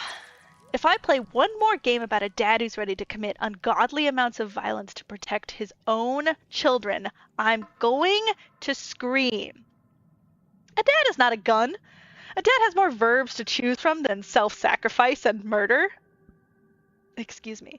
There are more emotions than impassivity, sorrow, and anger. There are more ways to teach children to be curious, strong, and caring individuals.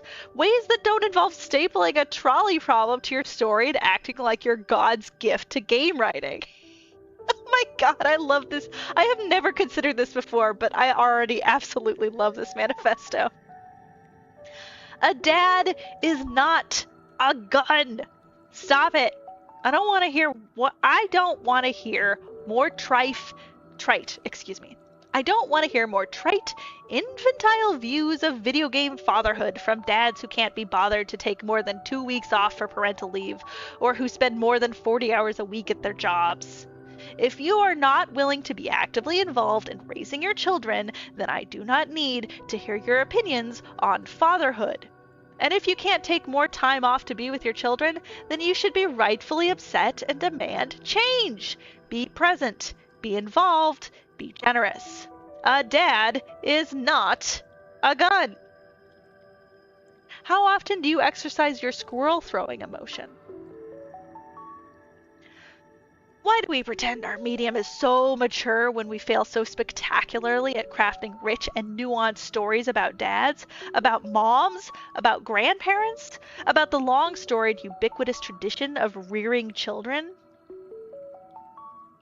Yeah, this is 10,000%. This is so true, dude. This is so true. This is so true. I've considered pivoting my entire channel to just sort of focus on this question. Especially about moms and about grandparents. Yeah. And it just, yeah. It's just really hard to find good writing of female characters. Do you know what I mean? It's just really hard to find. Monthly. Takes a while to get all the squirrels. Okay, so you have to collect the squirrels and then throw them all at once. It's not like, oh, I found a squirrel, I'll throw the squirrel. Found a squirrel, throw the squirrel. It's sort of an all-at-once thing. The subversion of that would be a great idea for a game. I would love a game where your job is to be a dad meaningfully sans violence. Yeah. There's actually a... Okay. Let's take a quick pause.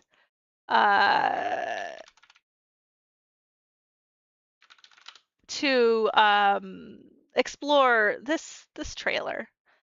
I don't think we need sound for it. So here's a game about fatherhood. It's a parenting simulator. It's a 2-player asymmetric play. One person plays the baby, one person plays the father. It is the goal of the baby player to die in a limited time, and it is the goal of the father player to keep the baby from dying. Uh, so, you know, um, I think this probably beats the dad is not a gun. Well, I guess he's literally using ketchup like a gun there, but other than that, I think it beats the dad is not a gun allegations.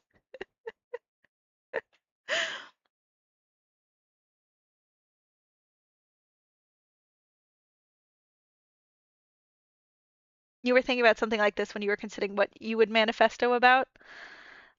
Player characters are horrible homunculi who have limited ways of interacting with the world. Yeah, yeah.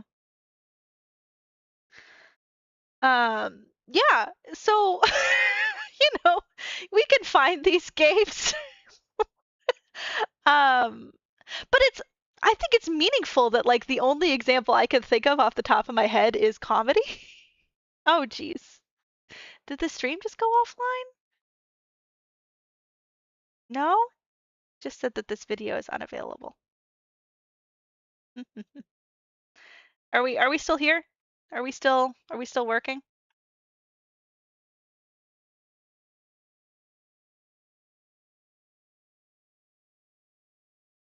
Okay.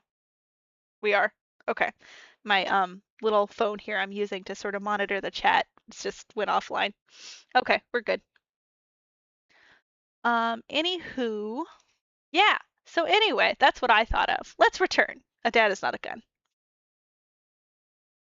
Why is there such a creative blind spot in our medium? If all we can muster are power fantasies and coming of age stories, then how can we meaningfully expect our players to grow up along with us? A dad is more. A dad can be nurturing and caring. A dad can be gentle and affectionate. A dad can be attentive and present.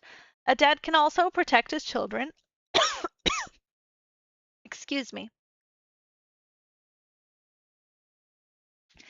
A dad can protect his own children while also caring for the well being and protection of children everywhere.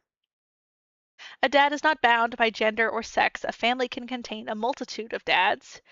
You could say that a family is 10 dads. Just saying. Bound by blood, by right, or by chance, dads are beautiful in all their forms and configurations as they dedicate their lives to the growth of a new generation. Dads feel the tension in devoting themselves wholly to their children while also attempting to retain their own sense of selfhood. Dads balance several roles and responsibilities, including many that they learn along the way. Dads still have their own needs and wants and fears and dreams. There are so many kinds of stories about dads yet to be told. So many ways to tell those stories. So many ways to talk about fatherhood in games. A dad is not a gun. A dad is much, much more. Our games should be too. Love this one. This one was really nice, short, clear. Um, really, really positive. Does Princess Maker count as a dad game? This is a good question.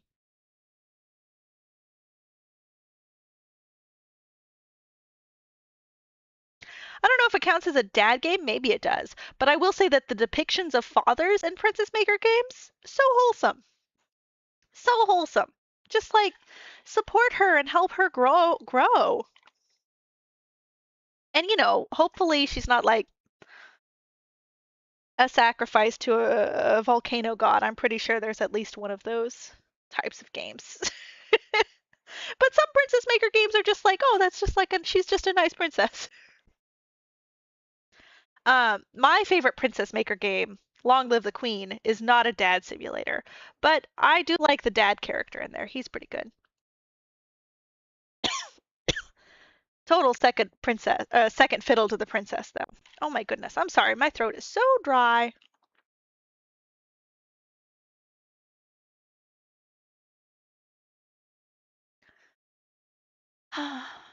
Anyway, you know what this reminded me of? While we're being silly, while I'm showing you guys silly things. Oh God. Uh,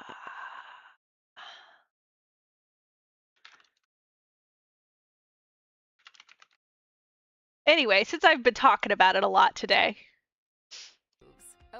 Okay, thanks for the ad. Sorry, let's not. Don't think about this ad. Think about anything but this ad. Do not let this ad affect you in any way. We must reject the. Oh, we can skip the ad now. Okay, great. Hi, folks. I wanted to take a moment to call your attention to something I find quite interesting that's been evolving in our society. If you haven't noticed, the concept of what makes a family has changed quite a bit in the 21st century. Maybe it's not what you're used to, but sometimes a family doesn't have to be a mom, a dad, 2 kids, a dog, and a house in the suburbs. The contemporary family can include a stepmother or stepfather. Sometimes there are 2 moms or 2 dads. A family can be several children and a loving aunt or uncle. A family can also be a grandmother, her grandkids, and a helpful nanny. A family can be 10 dads. That's it, just 10 dads with no kids. A family can also be 10 kids with not one dad between the lot of them. A family can be 1 kid, all by himself, alone in the woods. Or maybe a family does have a mom, a dad, and 2 kids, but take a closer look at that dad. He's a woman. Let's say you got 30 kids, a Hyundai Elantra, and 3 quarts of milk. That's a family. A fat guy, a watermelon, and a stack of magazines? Family. How about a collection of people who may look very much like a family, but I promise are of no relation whatsoever? Guess what? I lied. That's a family. Sue me. Or maybe you got a family, but then they get all jumbled up with some other family. Family. Picture, if you will, the entire population of Rhode Island. Now picture their Thanksgiving. Let's take another look at this family whose dad turned out to be a woman. There's still something fishy about them, isn't there? Maybe it's that mom. Wait a second. That's no woman. That's a magazine. A Jew, a Catholic, and a Muslim walk into a bar. Do I even have to say it? A train leaves Chicago headed east at 40 miles per hour. Don't make me say it. Pull my finger. Family. Well, I think I've made my point. There are lots of different types of families out there. And as for me, I got 10 dads. Well, thanks for listening. And say hi to your family for me. We love you, son. I love my dads.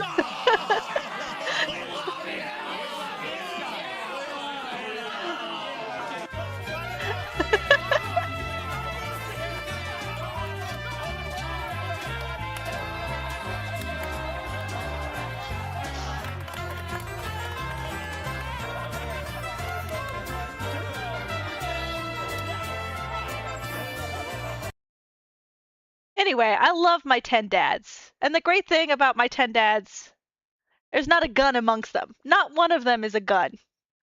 That's what I love most about my 10 dads. Blue Dad Group. So now when I say 10 dads, you know what I'm talking about. Ooh, against actual play Manifesto. The dog has once again, as you can see, returned to her slumbering. So bad news, everybody. More manifestos. This one feels relevant since we're here live streaming. We're doing actual play manifestos. You guys ready to get called out? I am.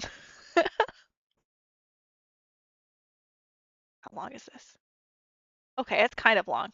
Okay, I just gotta focus and not get too distracted. This is both about and not about TTRPG actual play. This manifesto is a personal take on how I want my art, TTRPGs, to take shape in the future.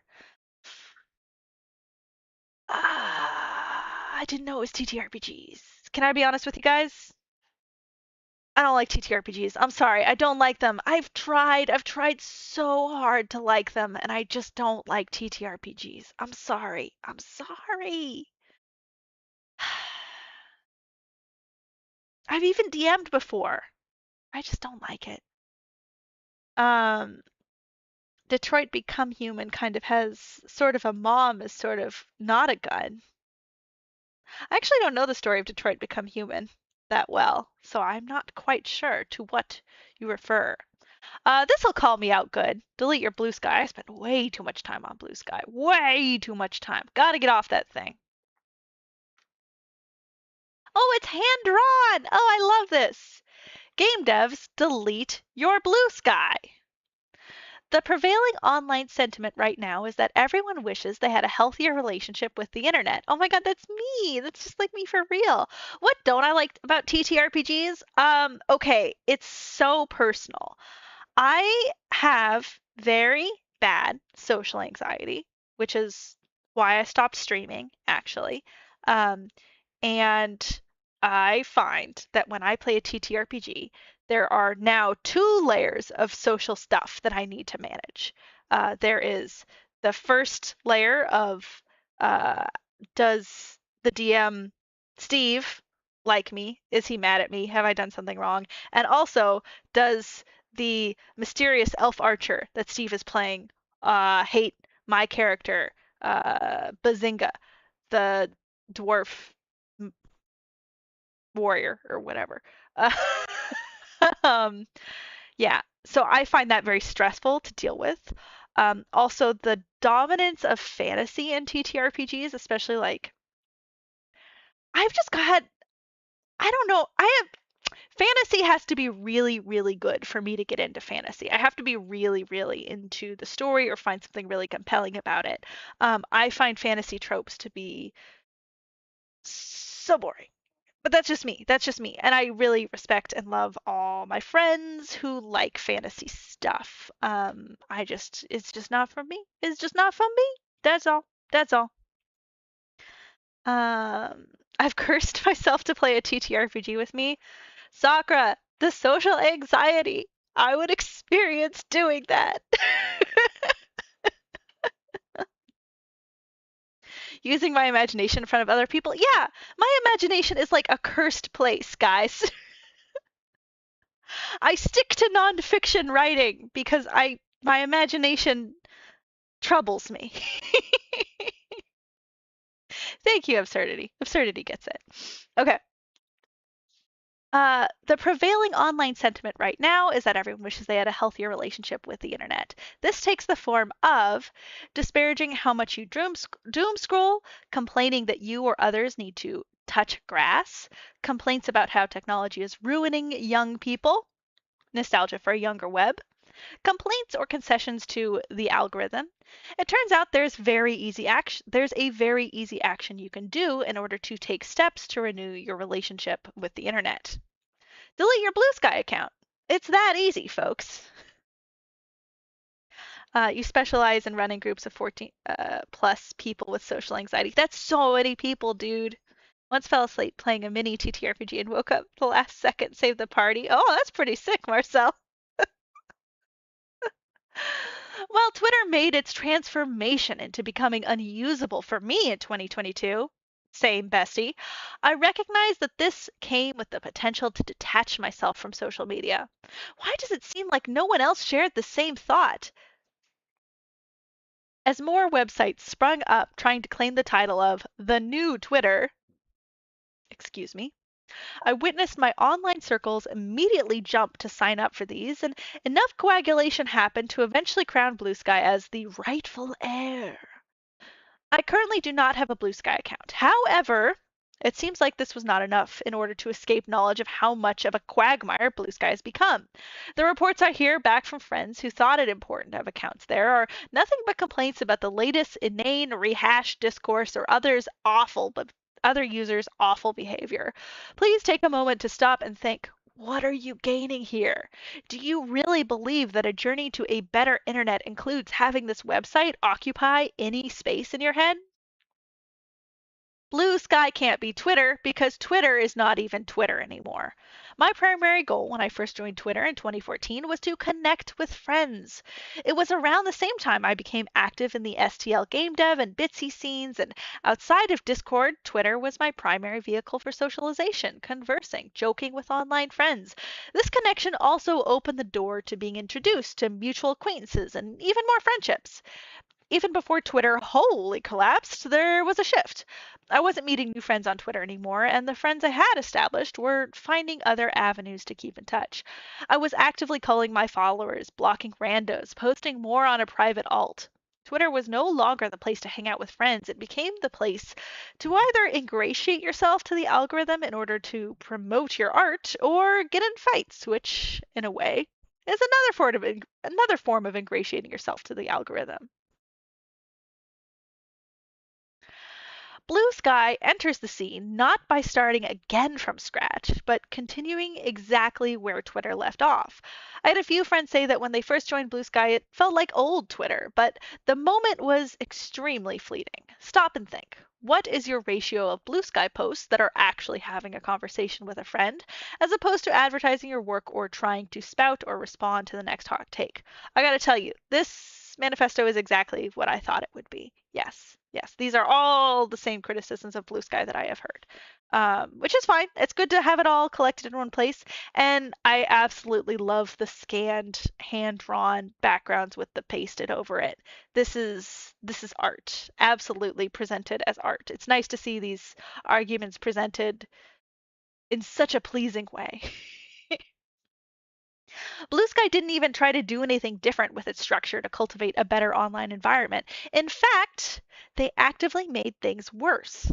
Starter packs replace meeting new individuals with giving you a glob of people to follow whose primary trait is being marketable enough to get in an in-group. Removing quote tweets could have been interesting and maybe improve things, but of course, Blue Sky walked back on that. I actually don't know anything about the removing quote tweet stuff. I don't really know a lot about the features of basically any website I participate in, which is maybe not great for me. You're on Blue Sky because you read Mike Masnick's original manifesto that inspired its creation. Invested in the concept. It's not a Twitter clone, despite what one might think.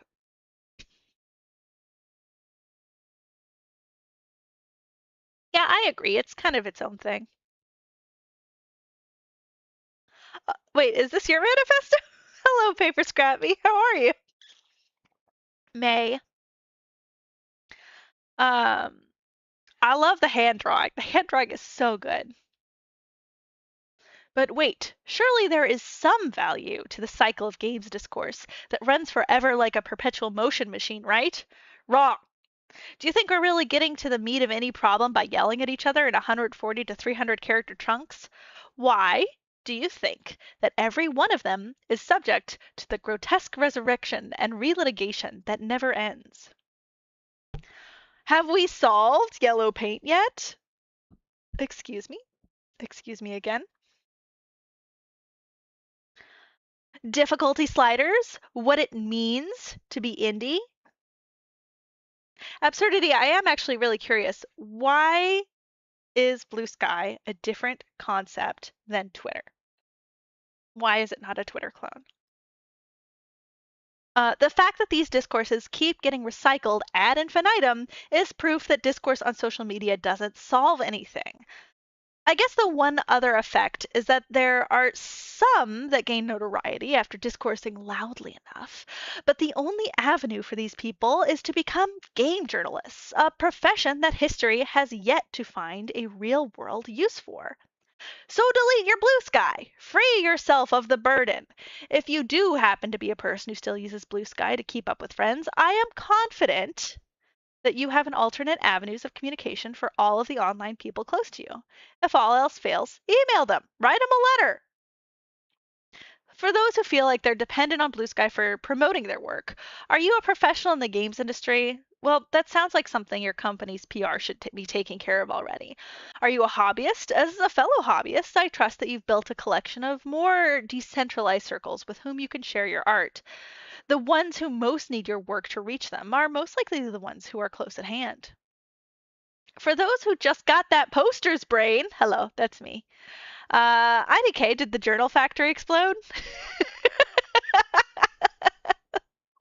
See ya! Not on Blue Sky. What is your other entry? I absolutely love the hand drawing.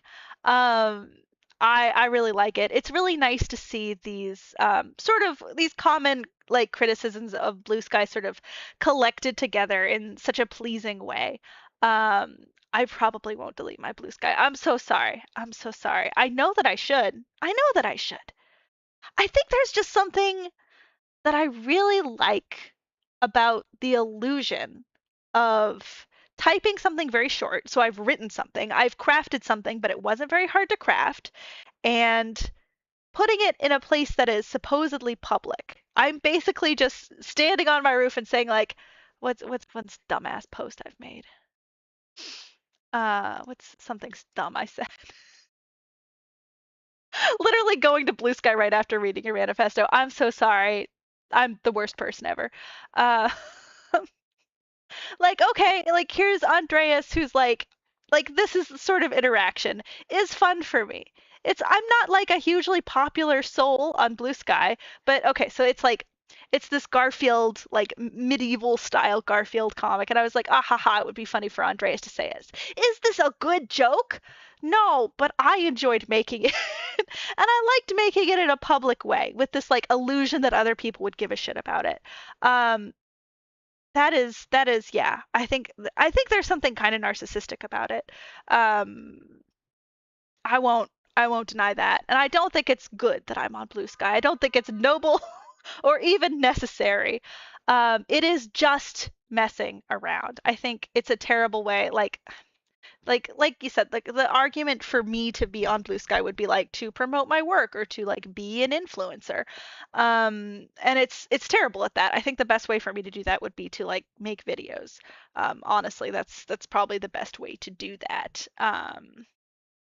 And I also take your point about like smaller curation circles as well. That's a good point as well. Yeah, no, I just think it's just a bad way to promote your work. Let's see. Return of the Note Card Mini. Oh, I saw that one.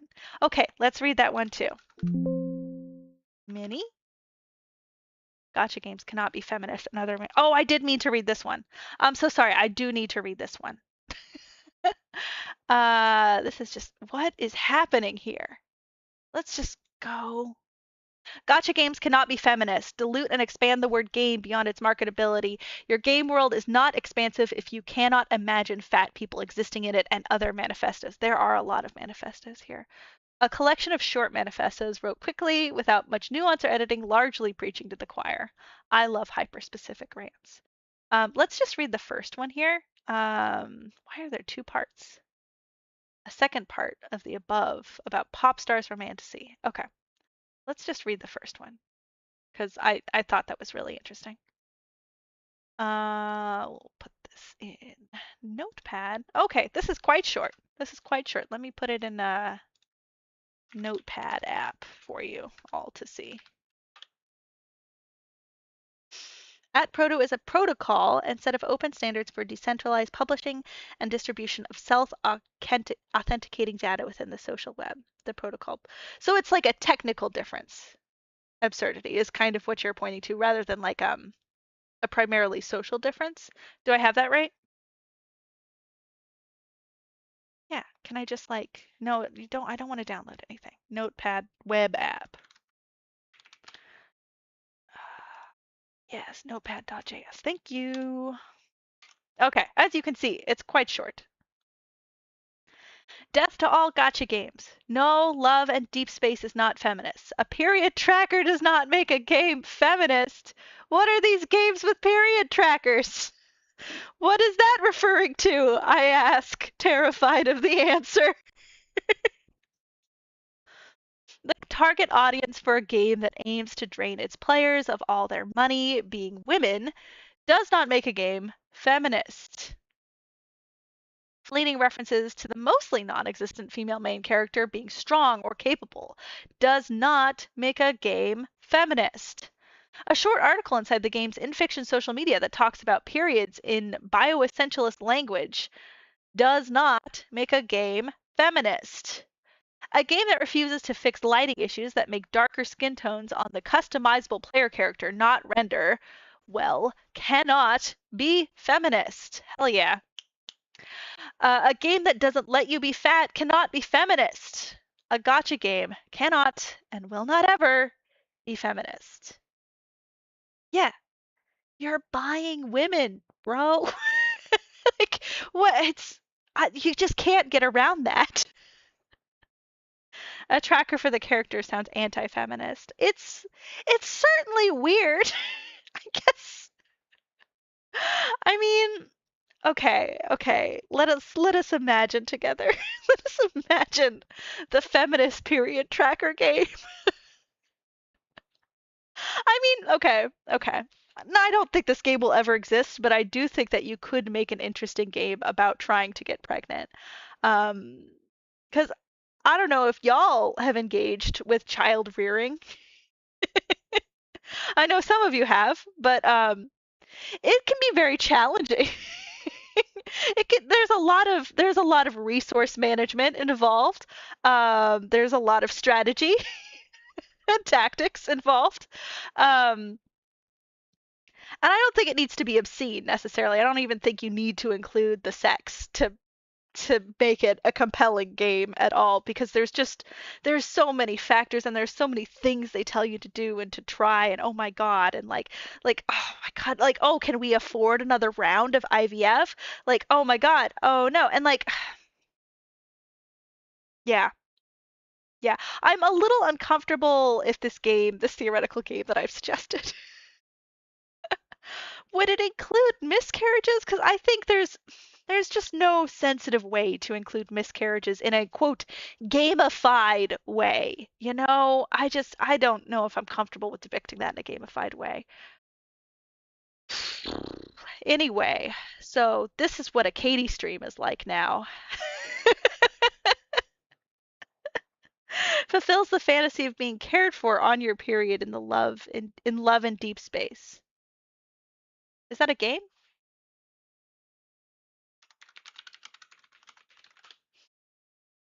It is a game. Romance simulation. Okay. It's like an Otome game? Yeah, okay. Period tracker is here in the yeah. Why was a period tracker feature added? Excuse me.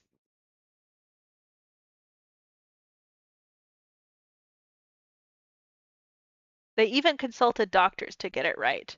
Wow. What heroes.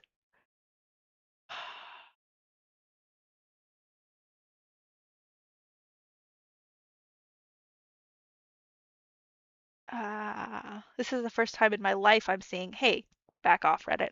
I'm seeing periods trackers being referred to as sexual and gooner stuff. Um, yeah, I guess there's a controversy about whether or not it's sexual.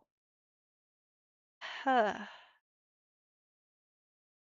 I don't know if I want to be around anymore. I'm so depressed now. This has been so sad for me. A period tracker does not make a game feminist, right? Right? Yeah. I think the overwhelming theme that I get from this manifesto that I very strongly agree with is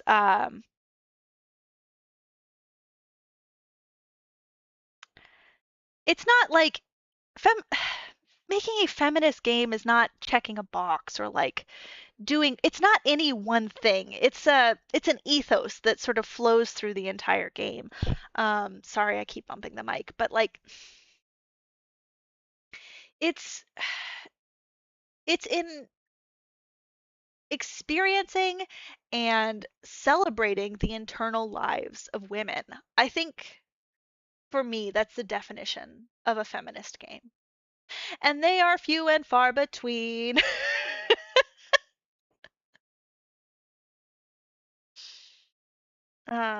Gretsuko has an episode about this. An angle in a game that is not about financial exploitation like gotcha games. Yeah!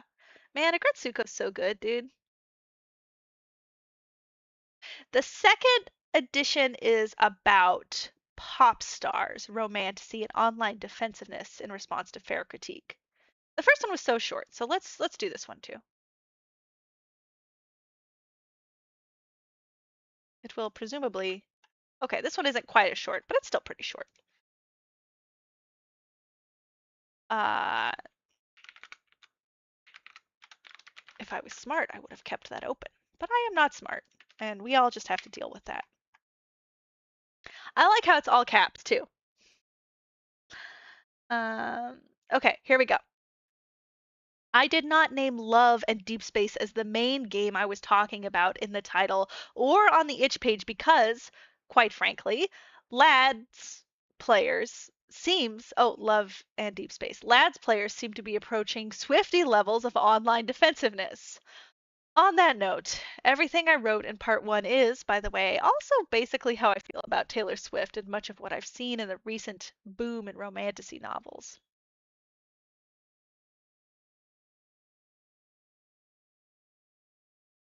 A cringy milquetoast woman who charges thousands of dollars for tickets to her boring concerts to listen to songs she wrote that sound like the slogans you'd find on mugs in Target becoming a billionaire is not a win for feminism. A wave of terrible books being advertised inescapably on Instagram as industries fall over themselves trying to capitalize on the popularity of poorly written smut that's deeply rooted in compulsory heterosexuality, rigid gender roles, and seems to frequently dabble in perpetuating and romanticizing a wide range of flavors of bigotry is not a win for feminism. That's a very long sentence. I love some terrible books, I love some poorly written smut, and I love some bad music, but these things being targeted at women or occasionally made by women does not make them feminist. We need to expect more of the stories and people we're calling feminist. I so agree with that. Yeah. I know I'm preaching to the choir. Excuse me. Excuse me. I'm sorry I'm burping so much. I don't know. I don't know what my problem is. I think I'm just like nervous because I'm streaming because there's people here and I have social anxiety. Um, who, taking part in the Manifesto Jam, would call Taylor Swift and corporate heterosexual cisgender romance feminists. But every time I see people reasonably critique Love and Deep Space or T Swift or Romantasy, and that critique gets on the radar of fans of these things, and come a bunch of people in the comments getting defensive and saying it's sexist to do anything short of celebrate and deify these things. Yeah, I also keep seeing people say, particularly about Love and Deep Space, that it's a safe space for women. First of all, a company that wants your money is not ever going to provide you a safe space. A story that includes a female character, a celebrity who is a woman, a product for which the target audience is women, these things do not make something or someone feminist or your ally or your friend. It's cool that some of you are trying to dig out a safe space in the trash heap these companies and billionaires are selling to you. But that doesn't mean that the companies and billionaires, one more time. But that doesn't mean that the companies and the billionaires need to be praised and defended for providing you with the trash heap in the first place. If you've managed to find genuinely feminist spaces within the fandom of these things, you have done that in spite of the corporate forces behind them, not because of them. And second of all, I almost always see the quote safe space for women thing said in the same breath as something transphobic and or homophobic. Anyway, so actually I'm not going to listen to what you have to say at that point and I'm instead going to start imagining your death. Wow. Okay. It got intense quickly. Also, I'm a woman, at least part of the time. But even if I wasn't, am I allowed to say you deserve better from the stories and people being sold to you as feminist ladies? Of course. Of course. P.S. I have been playing Love and Deep Space free to play for a while now because sometimes I want to complain and be a hater about something quietly to my friends, and because I have a morbid curiosity and ads get me sometimes. Who among us can't relate to that? This game, free to play, is nearly impossible. You cannot learn the full stories of any of the characters because they're hidden behind layers and layers of gotcha mechanics. I occasionally see people online argue about the lore in this game and what's canon and what isn't, but why should anyone care about the canon of these stories if it's hidden, excuse me, and locked and you have to gamble to access to it? There is no canon in a game that hates you.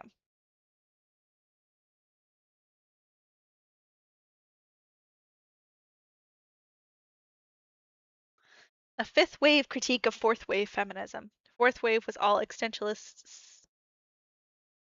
Celled definition? What is celled definition? Fifth wave is all about Marxist critique of who sells that identity. This is interesting. I'm glad you're here, Sakura. I always really value your insights. Sorry about the rummaging noises. It is once again the ice. Um, I think what I kind of take from this, or what this reminds me of, is just the reality that like all oppression is related. Like we're not free until we're all free. Um, because like Taylor Swift, romantasy, there's a lot of like romantasy especially. There's a lot of like heterosexual toxic norms that get folded into those books. That's probably of the examples that she's talking about here, that's probably the one I know most about because I'm a woman on YouTube and so I get um delivered videos about romantasy novel drama. That's another thing that they send women on YouTube if you guys are curious. So I'm familiar with the romantasy marketplace, even though again I like never read fiction books. Um, and yeah, I don't read a lot of smut. Um, but it's there's a lot of like really sort of toxic norms that get written about because like that's what the authors have internalized, like that's sort of the society that they're coming out of and they write what they know and that those values filter their way in the romantasy. And stuff kind of perpetuates itself. Um Anyway, that's the first thought I have. This is a really complicated topic, and I am getting a little bit tired. Self-definition. Okay, that makes more sense. That makes more sense. Self-definition. Yeah. Oh, I see. I see. When would you say fourth wave feminism was popular versus like when did fourth wave end and fifth wave begin? Is that like a 2000s thing? I'm gonna guess. I don't really know. Really know. Um, Anyhow, definitely some interesting ideas in here. But also a lot of stuff that I just don't know a lot about because I do not play Love in Deep Space or listen to Taylor Swift or read romantasy novels. You can't be sold feminism. Is that what they're saying? I mean, I think they're saying that you can be sold the illusion of feminism. And that sort of undermines the message of feminism when you are sold um, a package that looks feminist. Um, you know? Okay, I'm gonna try. I'm gonna try Sakura, and Sakura will correct me, I'm sure. Um, so okay, I'm a woman. I'm an independent lady, and so I buy independent lady brand face wash, and it's 10 times as expensive as Cetaphil. And so I am paying 90% of the sticker price is going to the self-conception of the identity of the brand is selling. It's going to the idea of me feeling like I am an independent woman. That is what 90% of the money is going to.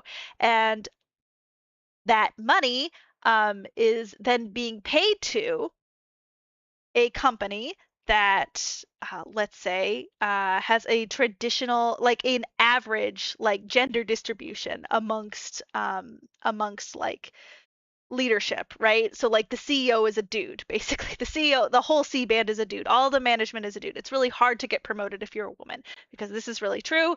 Right now, for women in in the US, definitely, I think also across the world. Um, so that's not really feminist, right? Because I'm paying money to this company that does not share my values as an independent woman, right? Like I'm paying money almost to perpetuate unwittingly the uh the the status quo. I don't know. What do you think about that example, Soccer? Does that sort of fit with fifth wave feminism as you've described it, as you're conceptualizing it? Fourth wave is 2000s to now. Fifth wave is 2021. Okay.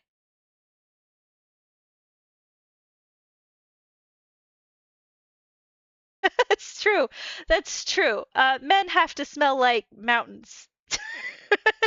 Mountain hike. That's true. Yeah, no, at least I know that I'm gonna smell like fresh laundry. And I know what fresh laundry smells like. There are definitely some lines of scents for women that have that problem too, but yeah, no, I take your reading of absurdity. Okay, let's see. I wanted to try the mini. What was it? Return? Where is that? That other manifesto. I don't know if the author is still in here. Where is it? Manifesto. Ho ho ho ho. Oh, it's probably down here. Just scroll to the bottom and then I should be able to search. Ah, Return of the Note Card Manifestos. Let's go.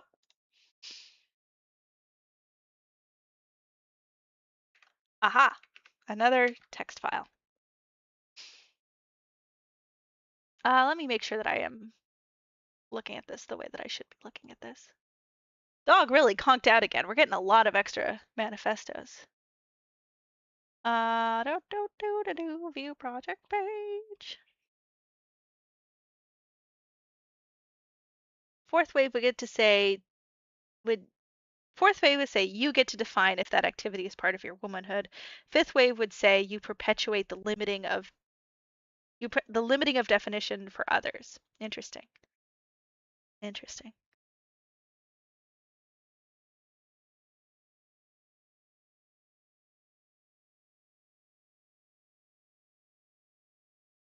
Okay. Oh, okay. Cool. Thank you. Wait, what have you written here? Let's see. 8 years. Let's see. Collection of manifestos. Manifesting pleasure today. A stylish manifesto. A star rating manifesto. Why should you release your game for free? The Left Turners manifesto. You have not succeeded as a contemporary artist until you have pissed someone off. A manifesto. A baby's guide to postmodernism. Oh, I need that. A previous note card manifestos that I stand by. Let's see. Um, there's some good ones. The Left Turners Manifesto. I must not thirst for pedestrian blood. I must not thirst for pedestrian blood. I must not thirst for pedestrian blood. I must not thirst for pedestrian blood. I must not thirst for pedestrian blood. I must not thirst for pedestrian blood. That was my Dracula impression. I must not thirst for pedestrian blood. I must not thirst for pedestrian blood. I must not thirst for pedestrian blood. I must not thirst for pedestrian blood. This is a good manifesto. Man, it sure is hard to walk around. Let's see. This one looks juicy. You have not succeeded as a contemporary artist until you have pissed off someone. A manifesto. With the advent of photography, paintings that realistically depict reality became obsolete. Many painters took this opportunity to branch into more abstract works, painting symbolically, impressionistically, surreally, experimentally. This pissed off a lot of people. Oh, it sure did. When I look at classical still life or portrait, I just register what's being depicted. Nothing else is happening in my brain. Sure, there's skill on display, but that skill has been used to replicate what I can already see IRL with my own eyes. When I look at an artwork that's non-representational, my imagination is activated. I have room to interpret, speculate, self-insert. Wonder, daydream.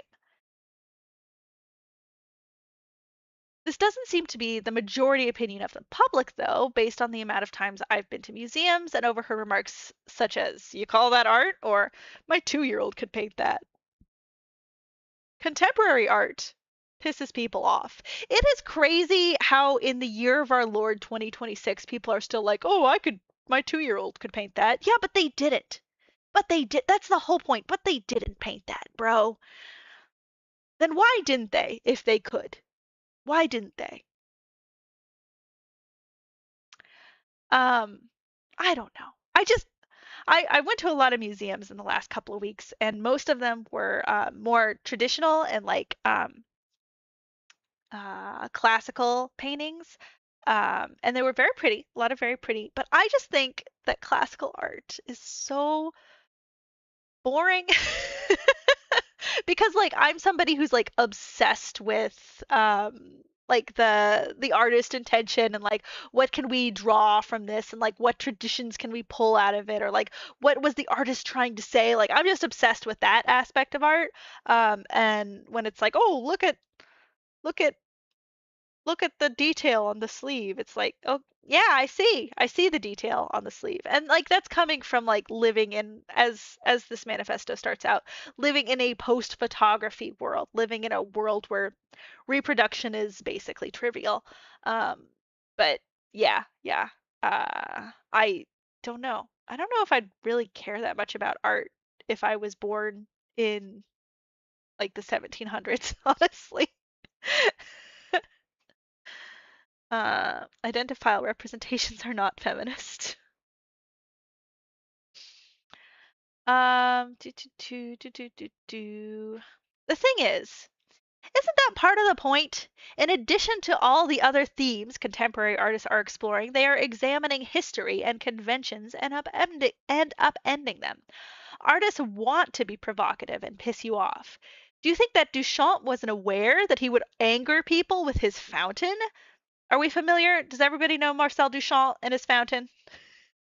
Which is, oh man, I gotta tell you, I have seen Marcel Duchamp's fountain in like 10 different museums. That thing has been reproduced forever, which is so funny. Because he's like, the whole point of the piece is like, oh, it's the specific object that is art. I am calling it art. And you, museum, by accepting this piece, are also calling it art. And I'm implicating you in that. And it's the specific object. And then he like reproduces it like crazy, which is like a further fuck you. Those paintings of spatters on a white field, I think a lot of people wouldn't bother to pose it as art. Jackson Pollock is so talented, though. Anyway, super interesting artist. Super interesting artist. Um, Barnett Newman with his blocks of color, Richard Serra with his angular sheets of metal in public parks. I don't know actually a lot of these artists. Maurizio Catella duct taping a banana. Oh, the banana thing. Yeah, yeah. I feel like the banana tape thing was yeah, like an especially big fuck you to like there was something with the art purchasing, like art collecting around it, right? There was some sort of like it was bought for like a record amount of money or something. I don't really remember. It's hard not to look at someone getting pissed off at a black square on a white canvas and realize the square is looking back at them, laughing. Be a little shit with your art. Piss people off. You're engaging in a time-honored tradition among greats. Yes! I love this one! I love this one so much. It especially makes me feel good because sometimes I get mean YouTube comments and I have to be like, I don't care. I don't care. And sometimes it's hard to say, I don't care. But this is very reaffirming for that.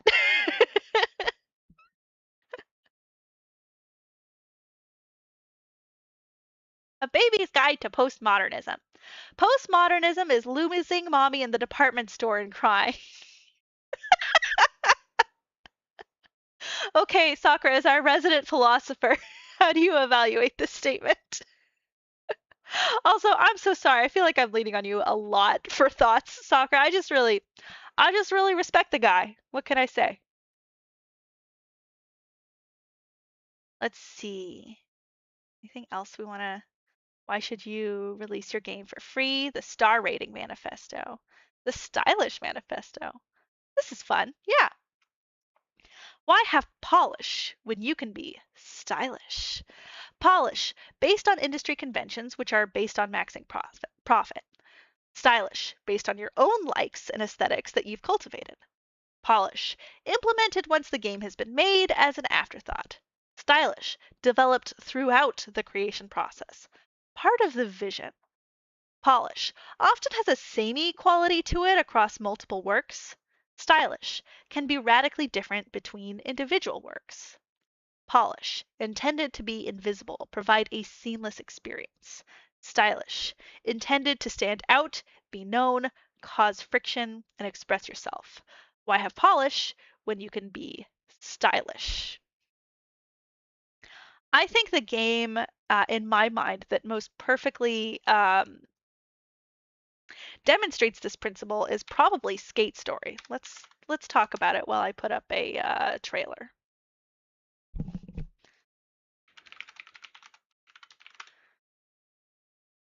Whoop, whoop, whoop. Okay, yes, thank you. We do not need the sound. Because man, every time I start this game up, I cannot play it on my laptop. This thing chugs. Because it has like loads of particle effects. Look at it. Look at it. It's so stylish. There's so much going on. And I love it. I love it so much. And it's so weird. It's so unabashedly itself. And it doesn't care if you don't get it. I love games that don't care if you don't get them. And I think the same goes with art.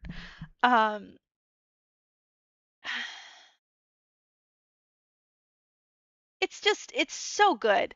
But like there's weird edges on it, right? And there's like weird clipping stuff that happens, or the hitboxes might be weird here or there.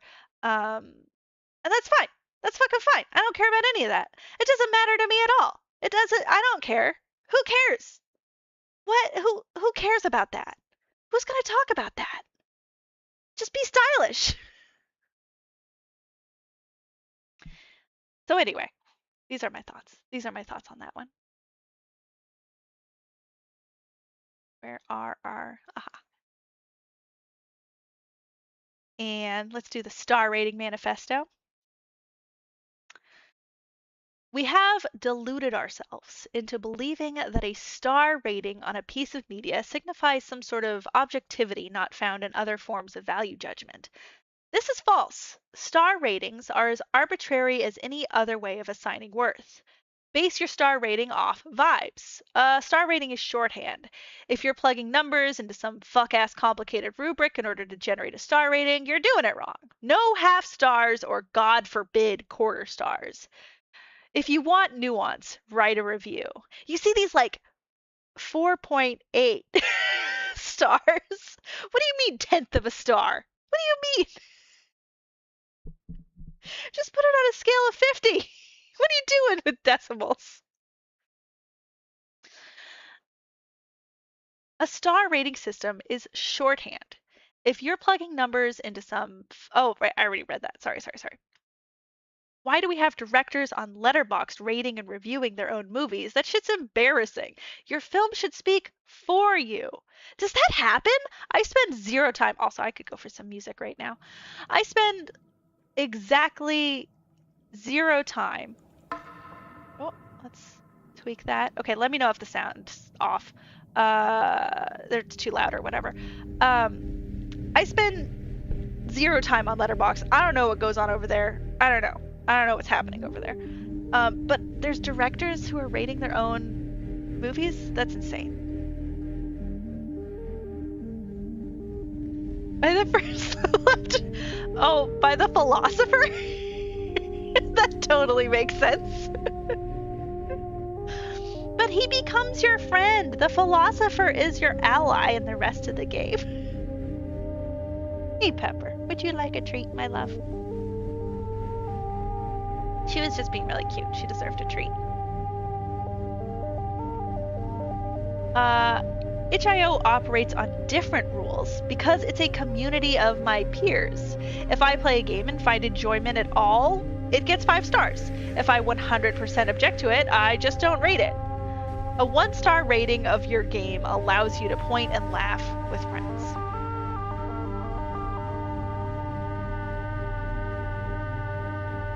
Yeah, totally. Yeah, this is fair. I don't this is an opportunity for me to, I guess, talk about how I don't really write about games I don't like. I think it's really boring to write about games I don't like. Because like I just don't feel like it accomplishes anything. Like if I don't like a game, then I don't want to talk about it. Like it's boring to me. Like what do I have to gain from talking about it? I talk about games because I think that through the process of talking about them, I can gain some additional value. I found it a valuable experience on its own, and I think that there's more to be found there. And by writing about it, I can find that additional meaning.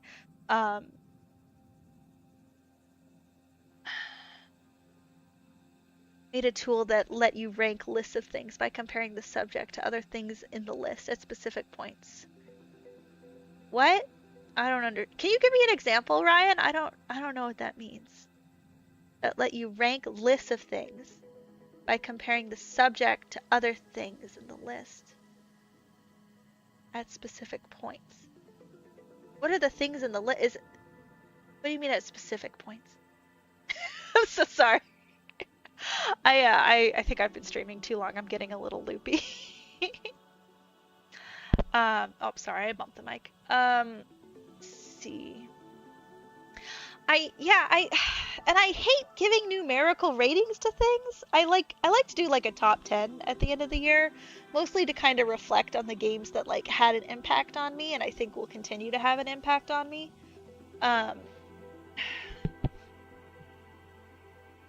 But I just don't think star ratings are very useful. I do like reading reviews though. Man, like the more obscure the service is, the better it is to read the reviews. I like going on Plex, which is like a media management app. But it's like, you know, it's like an IMDb style database, but it's like so small and niche. There's just like, who are the people who are reviewing National Treasure on Plex? You know what I mean? Anyway, I like going on there and I like reading their reviews because they took the time to write that. I think it's so interesting.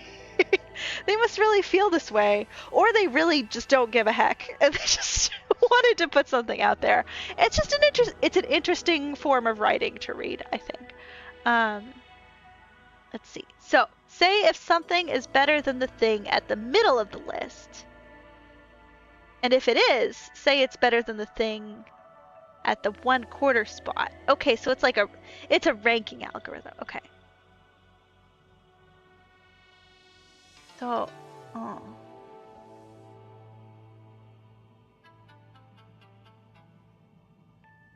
it sounds cool, Ryan. It sounds cool.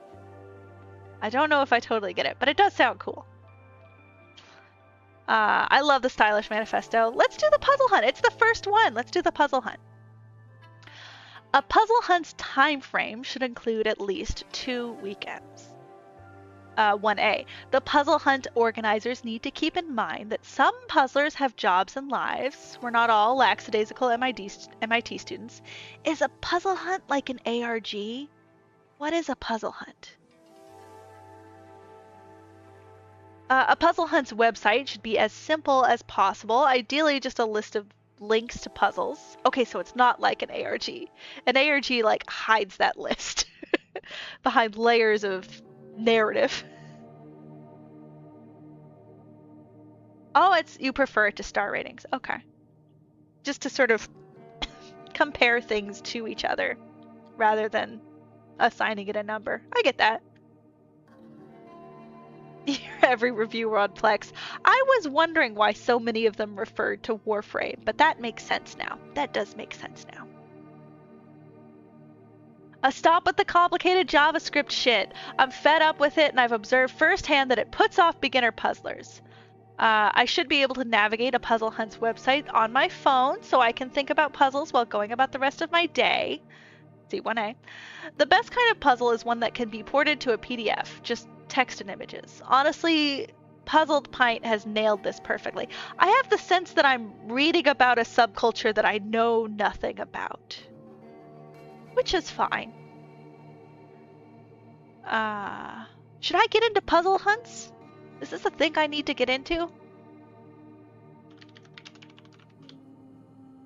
puzzle hunt. This is a thing, and I don't know anything about it. Wow, I learned something new today. That's fun for me. An event where teams compete to solve a series of puzzles, many of which are tied together via meta puzzles. Puzzle hunt puzzles they seem like they're like for kids. Usually not accompanied by direct instructions for how to solve them. Figuring out the necessary approach is part of the puzzle. These hunts may be hosted at a particular location, multiple locations, or via the internet. Okay. History. MIT Mystery Hunt. Oh! Referred to in the manifesto.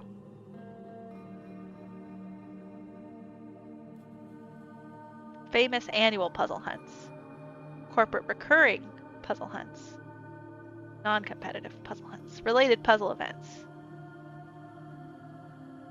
Geocaching.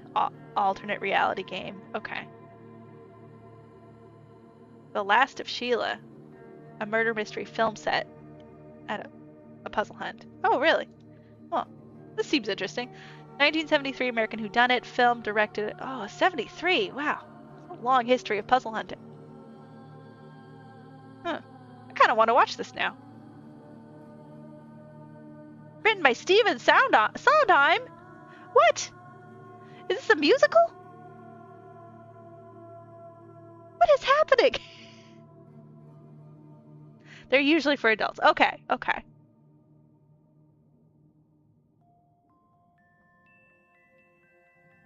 Wow. Well, I've learned a lot.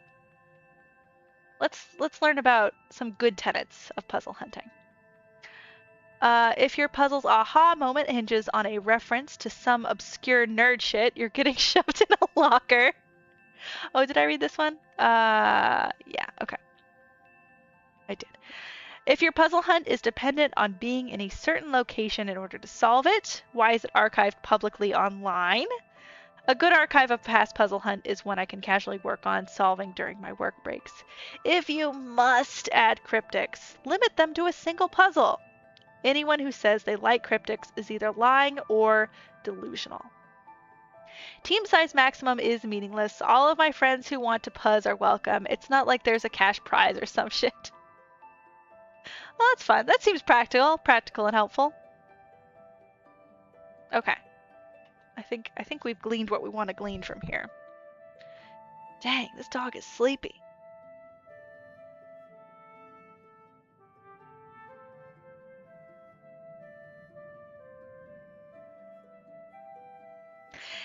Anthony Perkins and Steven Sondheim.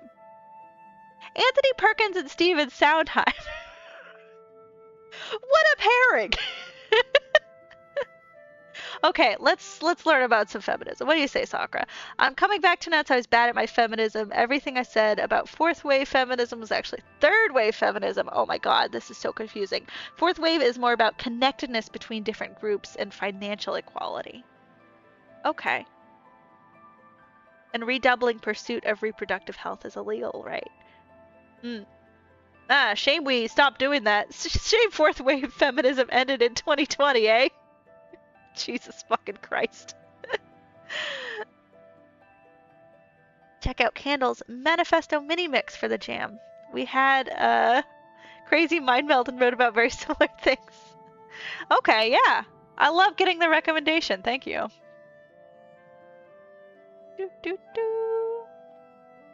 Candle.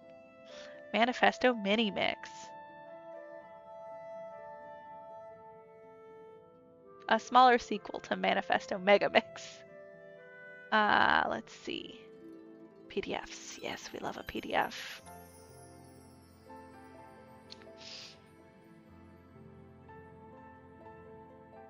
Well, thank you very much for writing those manifestos. I really enjoyed reading them. Manifesto is not an excuse for the author to muse at length. It's a demand to the reader to think for themselves. The author surfaces the contradictions and unjustifiable desires floating within them and invites the reader to make sense of them, to debunk them, or perhaps to adopt them. Kind of reminds me of what we were talking about earlier, Ryan, with like, it's frustrating, like, should there be a solution offered? This author would say absolutely not. In fact, it's bad if there's a solution offered.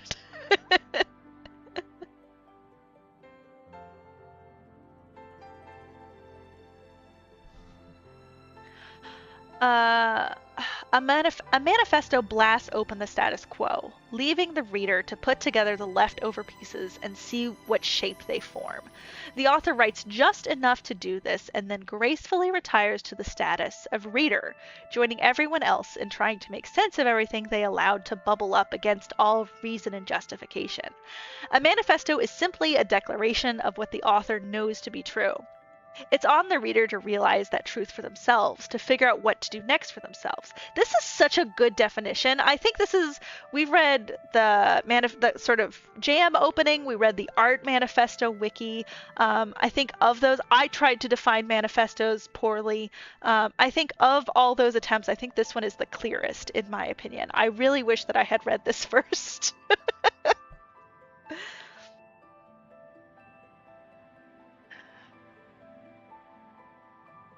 Quote, games.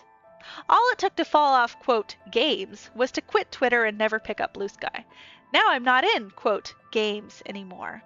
I don't have a fuck's clue what anybody's talking about, because everything is a vague subpost of some contrived discourse about some game I haven't even heard of and that nobody will even name. Like that lads thing. Like the Love and Deep Space Manifesto. I was like, what is this? What do you mean, period tracker? Okay, quick aside. I actually do love that aspect of Blue Sky. I love coming into a conversation like mid process and being like, what do you mean, period tracker? And then like trying to like do it's like a little mystery for me to uncover. Like, why are they talking about period trackers? Why are they talking about, I don't know, whatever dumb, why is everybody on Blue Sky talking about hats or whatever? And then you're like, oh, this is the drama about hats. And like to trace it back, it's like a fun little investigation game I get to play every time I open the app. Yeah. I think that's an undersung aspect of social media, especially microblogging, that people don't talk about. Like, it's kind of fun to figure it out. Maybe, is that just me? Am I the only one who feels like that? To be honest, I don't even play games. I don't even like games. I just like coming up with new presentation styles and putting my silly little stories in them. When we make games together for our club, I play them because I want to connect with my friends and their ideas and their passions. Oh, what is this club? Can I learn about this club? This is cool. When we make games oh, I just read that. I guess I realized I'm not here because, quote, games is any good. I'm just here because I like writing my little stories on the computer and I like talking to my friends. Quote, games is dead to me. And now, on credit. It takes 1,000,000 times more work to realize an idea than to propose it. And half of that work is completely reinventing the idea so that it even makes sense. No credit for coming up with the idea first, leaving it to someone else to do. No credit for inspiring the idea, not even realizing you were part of the process. No credit for doing it first, leaving it unfinished.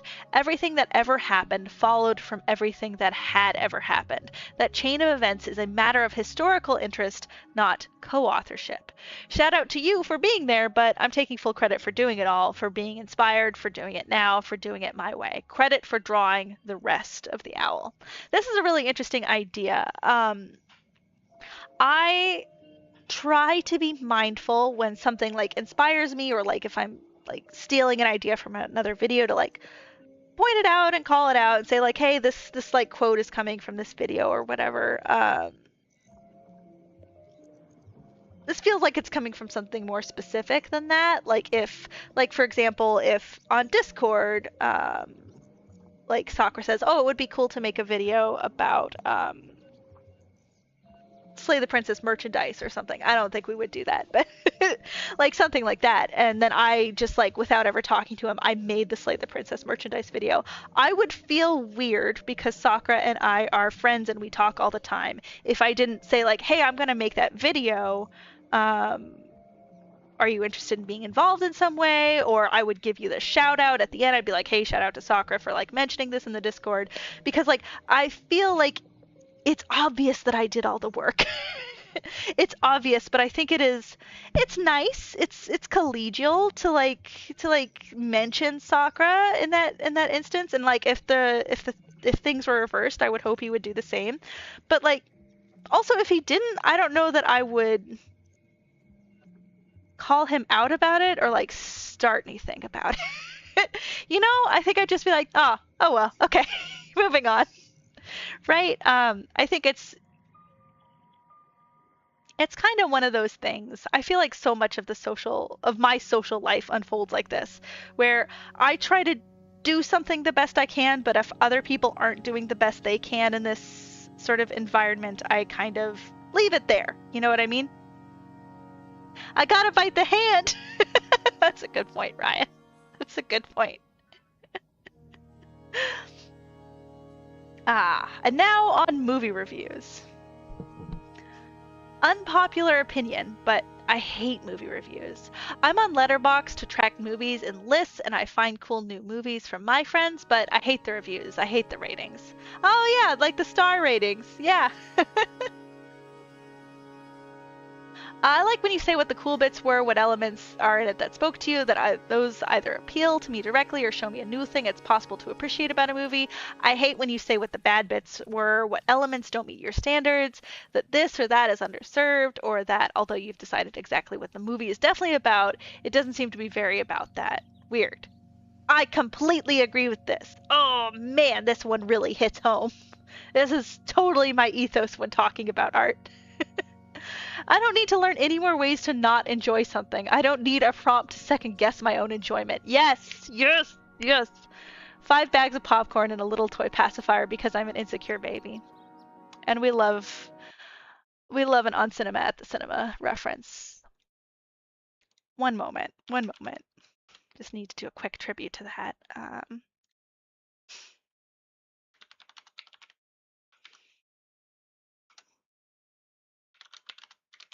Is there going to be like a quick one here? Mm-hmm. How much?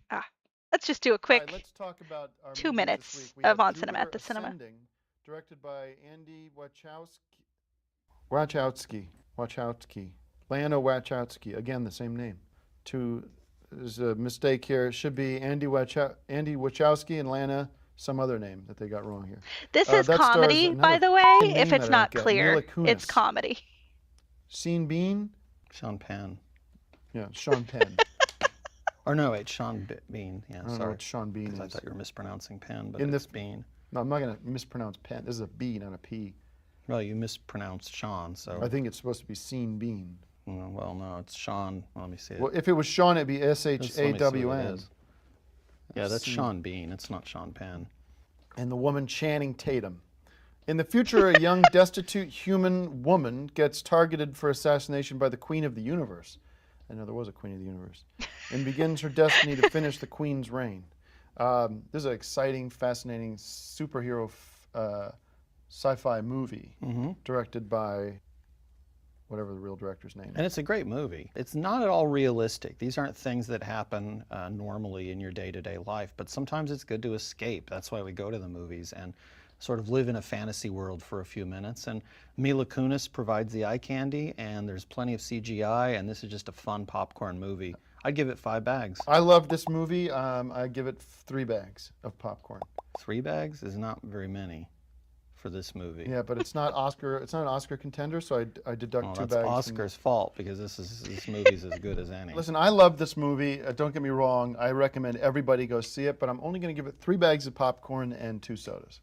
Well, then I'm going to give it 5 bags of popcorn and 2 more bags of popcorn, which we can slide over to your 3 bags of popcorn so that we each gave it 5 bags of popcorn, because I think you... No, this is right here is a border. You can't slide bags of popcorn over onto mine. Well, but I think you really like this movie, and I think you would give it 5 bags of popcorn, because I've seen you give 5 bags to movies. The whole idea of the show is these are my opinions and those are your opinions. Well, that's my opinion. 5 bags of popcorn plus 2 I'm more recommending bags. people see it, but I'm not just saying that it's the greatest movie of the But year. 3 bags is like, that's Fine, a bad rating. All right, fine. I'll give it 5 bags of popcorn. Well, you don't need to, because I already gave it 5 plus 2, which moved over to your side, so it's already... It you hasn't already- moved, and now we have 5. It's so already covered. If it moves, then it has 7. best rating it's ever been. It's the best movie of the year. Which it is. Anyway, so that's what that last line's a reference to, if anyone didn't catch that one. Oh my goodness. Oh my goodness. Okay. What else we got here? Oh, she's getting antsy. She's getting antsy. We'll finish this and then we'll call it the stream there. What on earth is up with itch comments? I'll tell you, I have no idea. I have truly no idea what's up with itch comments because I don't comment enough on itch. I feel like I should probably comment more on itch. Buddy, I already published the game. That's how you're playing it. It's over. You missed the boat on influencing the development. If I leave the comments open, it's because I want to hear who connected with it, how their own thoughts connect with it, where it's taking them, and where they're going. When you write some bullshit on there, who do you imagine you are actually talking to? Do you realize the author is the one reading it? What do you want from me? You want me to listen to you or listen to your rant that it wasn't for you? Why are you in my comments? Go write a manifesto. I didn't make it for you. I was just generous enough to let you see it. So if you're disappointed, have the courtesy to move on quietly. This one is another banger. This one's also quite good.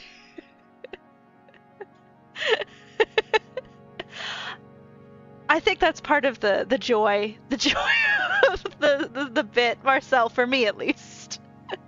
I don't think that Jupiter's Ascending was the best movie that year. I don't even know what else came out that year. I'm just confident in saying I don't think it was Jupiter's Ascending. Okay. Stories. I'm only here for the premises. Whatever cool ideas are factoring into the story. I don't really care if you do it well. I don't really care about the characters or the dialogue or the writing. I come to find something new to think about, some new possibility to fit into all the other things swirling around my head. I'm taking that and imagining my own thing, so don't put yourself out with the execution. Outer Limits 90s remake was the best television ever made. Wow, that sure is a take. That's, oh my. Premise after premise after premise after premise. That is true about Outer Limits 90s. Actually, I think it's true of Outer Limits, the original, too. It's like why it's worse than The Twilight Zone. I mean, but The Twilight Zone also has this problem where it's like, it's literally just the premise and it's kind of boring because they just talk about it for half an hour, you know what I mean? Or is it an hour? It's an hour. The Twilight Zones are an hour. Good lord. I have to watch so many Twilight Zone episodes in October. We are doing the Twilight Zone video, if anybody's curious. Twilight Zone season 2, it is happening. Anyway.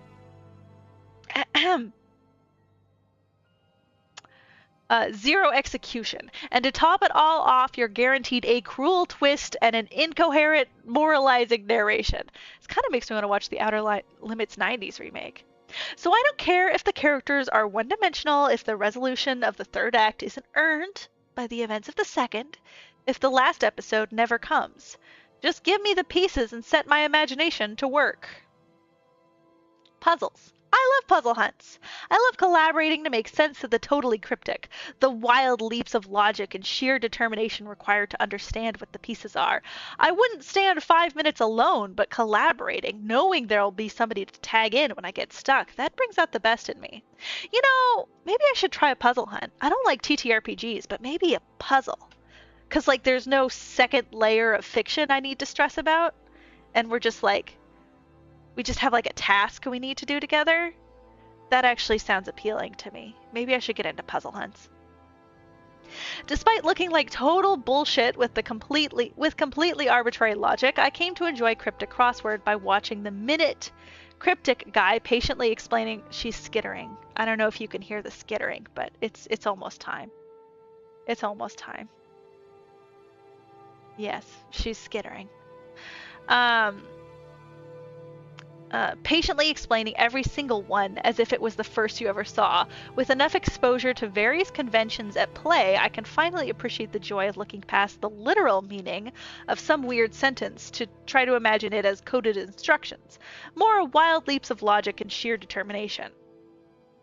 Meanwhile, I can't stand Clues by Sam. Oh, that's too bad. I really like Clues by Sam. Do you guys know Clues by Sam? It's nice. Clues by Sam. Oh, Pepper. Okay, very briefly, Clues by Sam, it's a deductive logic game, and it's like Sudoku, there's a new one every day, and it's like you have to figure out which one of these guys are innocent and which ones are criminals. So like only one of the two criminals in row 3, this is row 3, is Gabe's neighbor. So Gabe is here, this is Gabe, and only one of the two criminals in row 3 is Gabe's neighbor. So we have one criminal is these three, and I know there's two criminals. So I know that Joy is then a criminal, and then I get my next clue. That's Clues by Sam. Okay, it's really fun. I like it a lot. One track mind heard about Outer Limits and went to. Today you remind me of a small chihuahua. Wait, is that from Outer Limits? 90s Outer Limits was very good. I gotta check out Outer Limits. Minute Cryptic is really good. Maybe I should check out Minute. See, I'm getting so many good recommendations. This is great. This is great.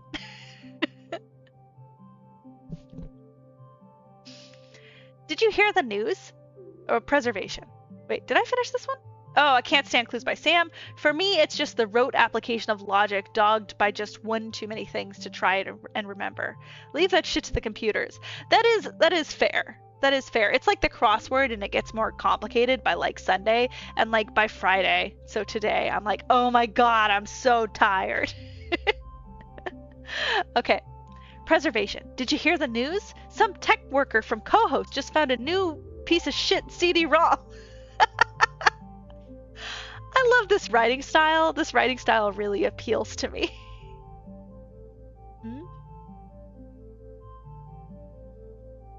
Is that the return? Or is that the original Twin Peaks? Not a puzzle liker? What troubles you about puzzle, Sakura? Did you hear the news? Some tech worker from co-host just found a new piece of shit CD-ROM.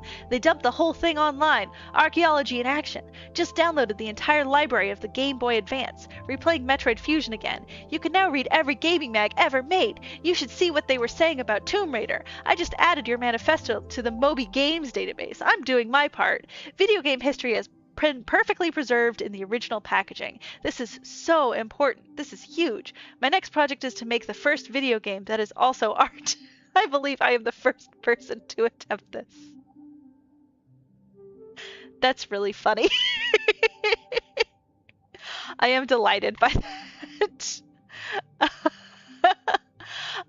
Yeah, because we do have this problem where we dump the files basically, and then we don't think about what is in the files and what the files mean. That's what I take from this last one, and I think it's really a shame. I do think that there are examples where this sort of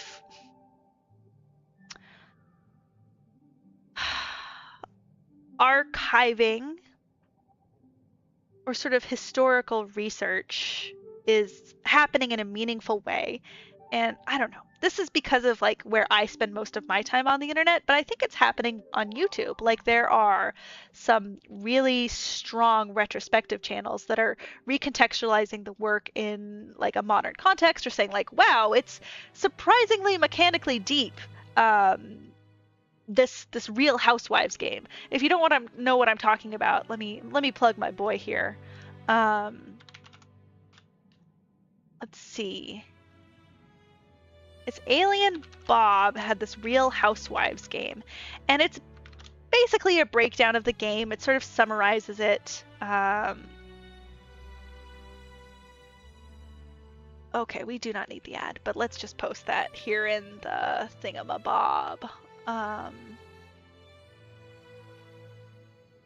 The chat. In the old Chatterooski. So that is Alien Bob. He is a he's like a retro game, like video essayist. He kind of does retrospectives. He's really, really good at finding games that it's weird that they exist, and then just sort of like appreciating how mechanically rich they are. So I think that's an example of like where game preservation is fruitful. And like leading to new ideas in a really meaningful way, and in a way that it's cool. But yeah. Anyway, really enjoyed this. I have to go because my voice is dying, and also my dog, I think, is eating the entire couch. So it's time for me. um, don't judge me, Ryan. I am but one woman. Okay. I'm gonna end the stream now. I love you all.